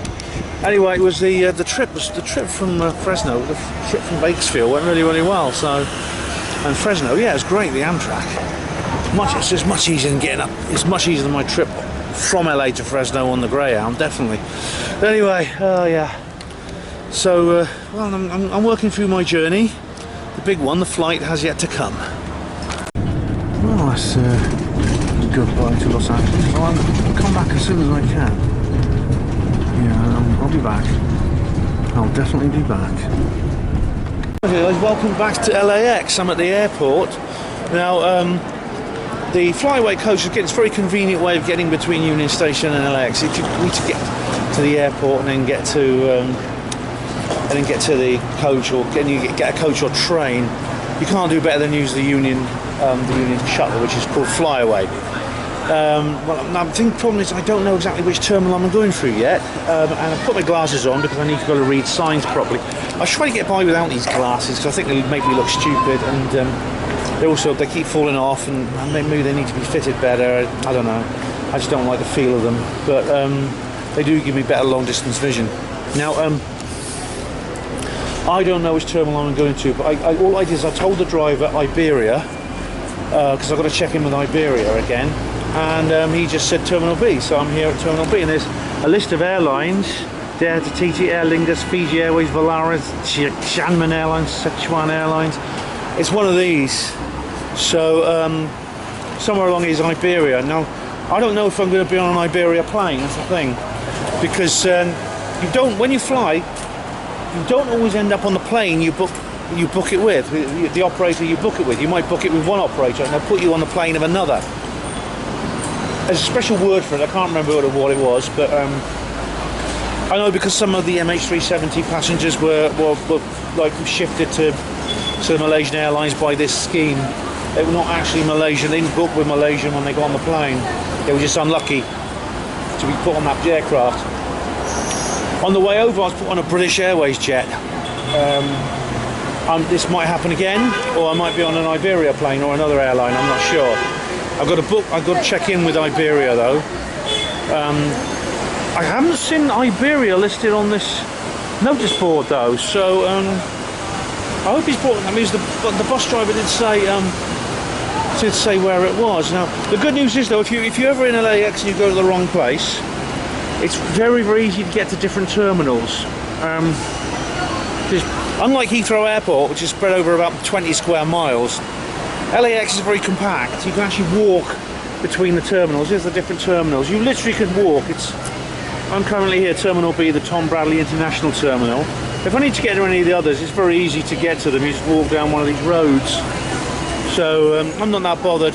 Anyway, I'm going to go inside and have a look. I'm very early anyway. I think it's only about 3:30, 4 p.m. So I mean, check-in won't even be open yet. But I was just going to go into the arrivals area now and see what the lay of the land is. Right. It's 33 to 42, but as I said, the time is currently. Oh, it's actually 4:45, so it'll be opening very shortly. So it's actually a bit later than I thought it was. But you see, it's 4:45 there. So I'll go to base counters 33 to 42. I'm hoping I'll be able to take this bag in as hand luggage again, because it's £113 to check in at Heathrow, so it'll probably be the same here. It'll probably be quite a fee, but I'll see if I can actually, because it's maybe small enough to go on. It depends on the rules of the airport, might be different. I'll have to just see. That'll be easier. If Colin and Mark were here, it'll be much easier because they're more experienced with this than I am. Anyway, 33 to 42, that's where I'm going now. Okay, well that answers one question. I've been sent from the Iberia counter to the British Airways counter. They actually said that they just asked me where I was going. I said London. I said, oh, British Airways. Right, so it turns out all London passengers are not actually going on it looks like all the London passengers therefore have been shifted to BA, and they are not actually Iberia are not actually operating their own aircraft on this route. So it's here we go. It's Club World. It's actually economy. Is this it? This is World Travellers Club. I went to Club World last time. This time I'm going basic economy, so I don't know which of these ones I go to. It's French Bee. That's a good name for an airline, French Bee. They did say last one on the left. That's what I'm going to. That's British Airways number 64. Well, I'm through security. It wasn't too bad. I took my laptop out of the bag this time, and actually it just so I wasn't pulled over. The problem was leaving your laptop in your bag. That's what causes it. And now I'm back in the in the departure lounge. This is exactly the same place as it was last time. So because I flew with British Airways last time, so that's why. Now all I've got to do is wait for my plane to take off. And it's not taking off till 8:05, so they won't be boarding till about an hour earlier. So I've probably got about an hour and a half to wait. It's not too bad. Okay, I'm now in the departure lounge. Went through. I think told you I went through security, haven't I? Yeah. It's all starting to look very familiar. If I'm right, there's a bar somewhere along here where I had a drink last time. I'm literally in the same place I was when I last flew out of here a year ago. It's just over a year ago now. Yeah. Brewworks, that's it. I remember it's very nice. The chap inside, he had a long conversation about UFOs. He saw my T-shirt. We had a long conversation about UFOs. He thought they were F-23 fighters, and I thought they weren't. Now, I wonder if you'll remember me. Am I a very memorable person? The reason I'm asking is because did I tell you when I was at Indian Wells? The waitress remembered me. The waitress at the resort remembered me from last year. She said I was very optimistic and happy, and she thought I was very polite and nice. So that's it. Anyway, this is it. Yeah, Santa Monica Brew Works. Okay, it's my last chance to watch a little American sport here in this bar. Same one I was in last time. They got softball and ice hockey, of course. Softball appears to be. I can't detect difference in rules with baseball. Except this has got a larger, softer ball, hence the name. It seems to be played primarily by women, and they're underarm pitching and a different shaped bat, that kind of thing. But it's the same game basically. Here, see that one there? You see that one? And I'm having a pint of this one's called Pally Pills, which is a kind of lager. It's very nice. It's quite a fruity lager. Hey, ladies and gents, I'm now heading for the gates now. I've just had a really wonderful time in that bar. I mean, I think when I come to this airport, I'll always go to that bar. It's kind of regular. You see, I was sitting at the bar and there was this old guy there serving me. The terminal, this will serve as a final boarding announcement for all passengers on SK932 with service to Copenhagen. If you hold a confirmed seat on this flight, and gate one, I've got to go to gate 154. So thank you, Scandinavian Airlines. It says gate 148 to 159, so I'm going this direction. Anyway, yeah, this guy, there's this really old guy serving me. It wasn't the same person as last time. I talked about UFOs last time. But it was this old bloke, this old like Asian guy. And he was like really, he said, oh, you're British. He knows all the accents. Like, these guys, to be honest, they probably speak about 7 languages. And he was like really, and he said, you're from Britain, you're British. And I said, oh, I lived in Britain. I went to school in Bournemouth. I said, oh, cool. And I said, oh, when? And he said, that's about 60 years ago. He said, but I went to school in Bournemouth 60 years ago. Oh, cool. Lovely seaside place. And then these two ladies came and sat beside me. Pretty clear they were a lesbian couple. And I've had a wonderful conversation. I spent the last hour having the most wonderful conversation with them, talking about all kinds of things. And I've had 2 pints. And I gave him a tip. I gave him like $5. That's the last of my US money. That's part of my Travelex card. And he was like really, and that's the guy behind the bar. And I talked to these 2 like lesbian ladies, and they were like really. They'd been on a cruise in like the South Pacific, and they were on their way back. We had a long conversation about all kinds of things. And about families and stuff like that, and I told them things about. I had a long conversation about my daughter and about my friends. Oh, it was wonderful. It was wonderful.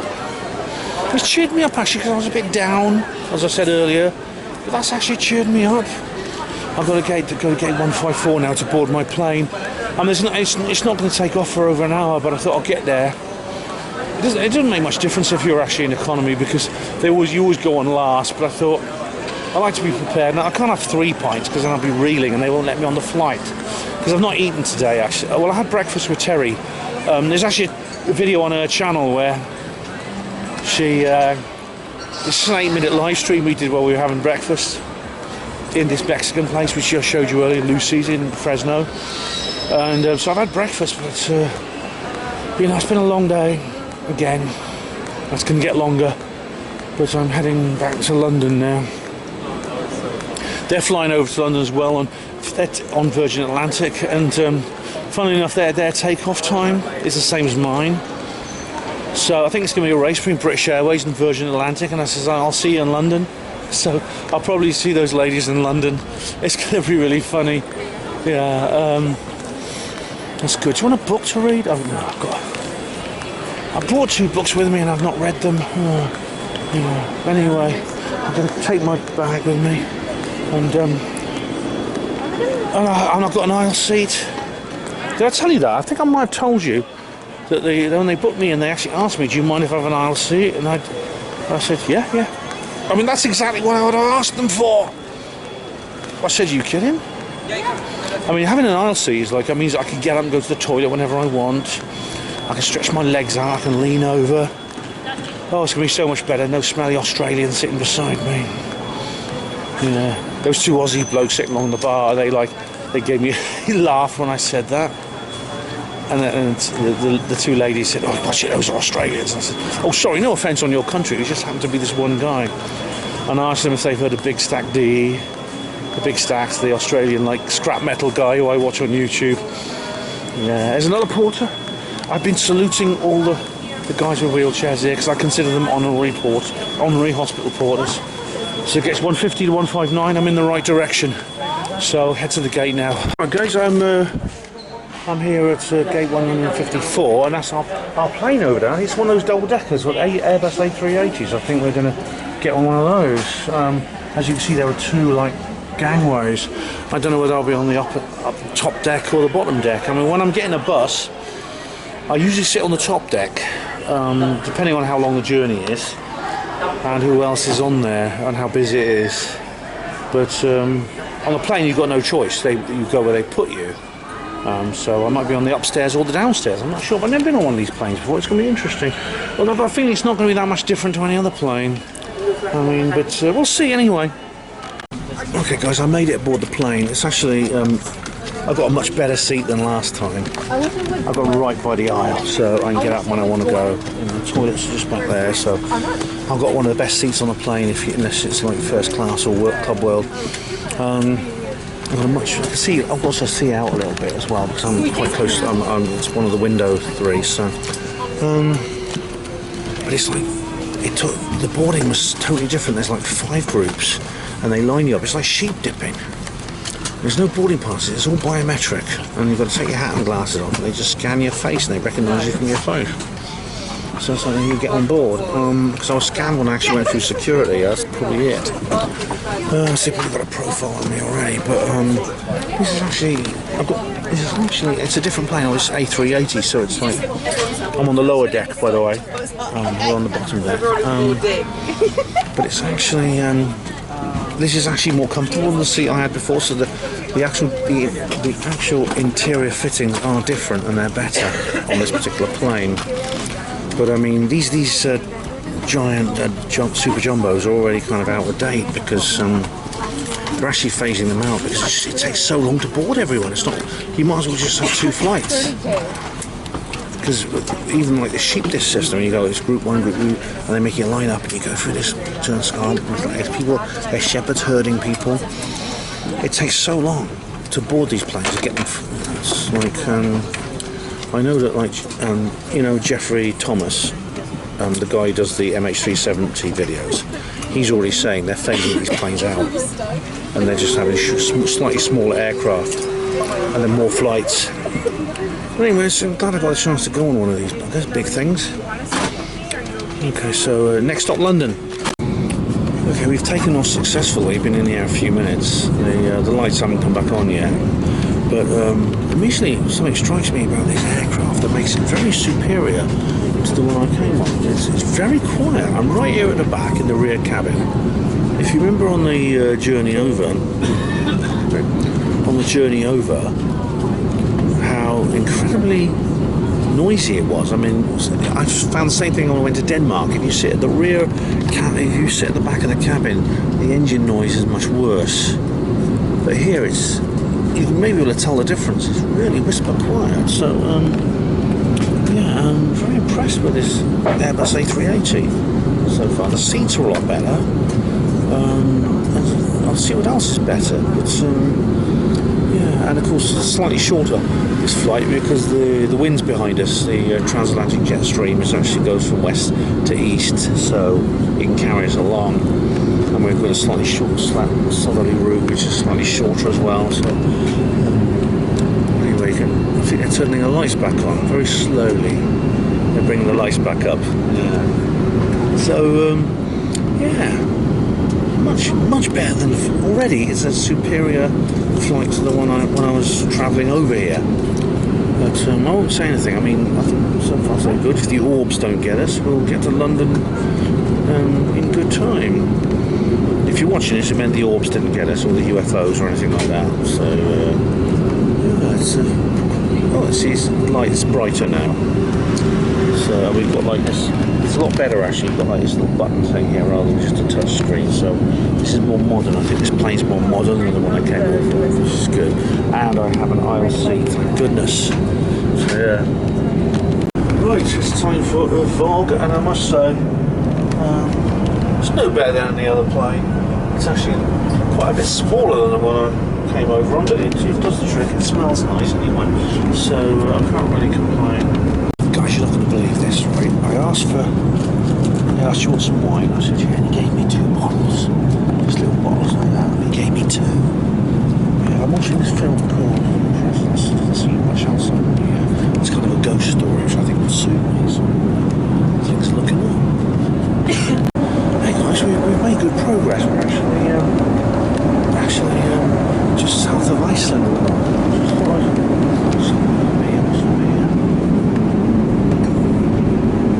Come up here, let's look. Here's the upstairs.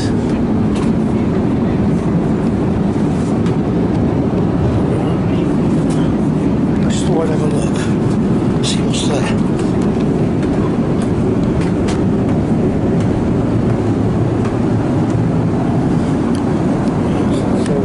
We're on the bottom floor, as you can see. Just a few hours away.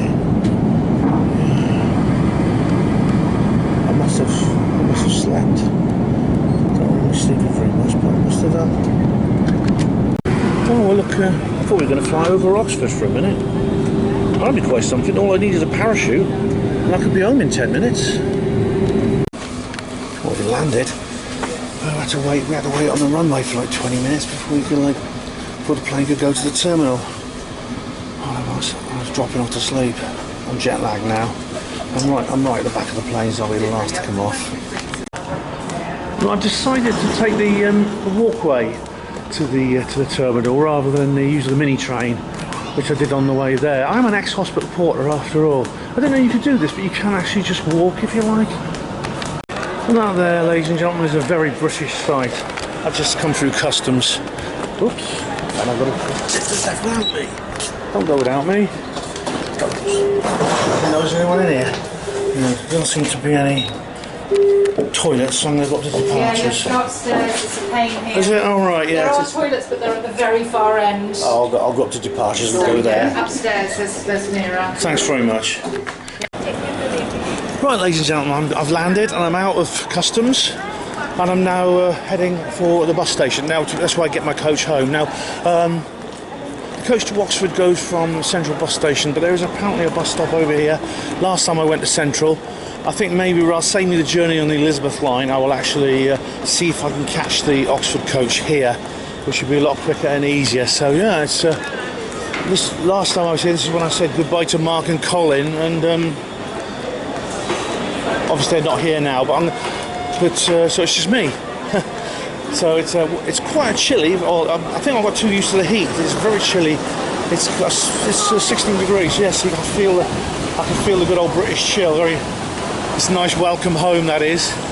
And I'm going to now head for see if I can find the correct bus stop. There's another one taking off. Yeah, I wonder where that one's going.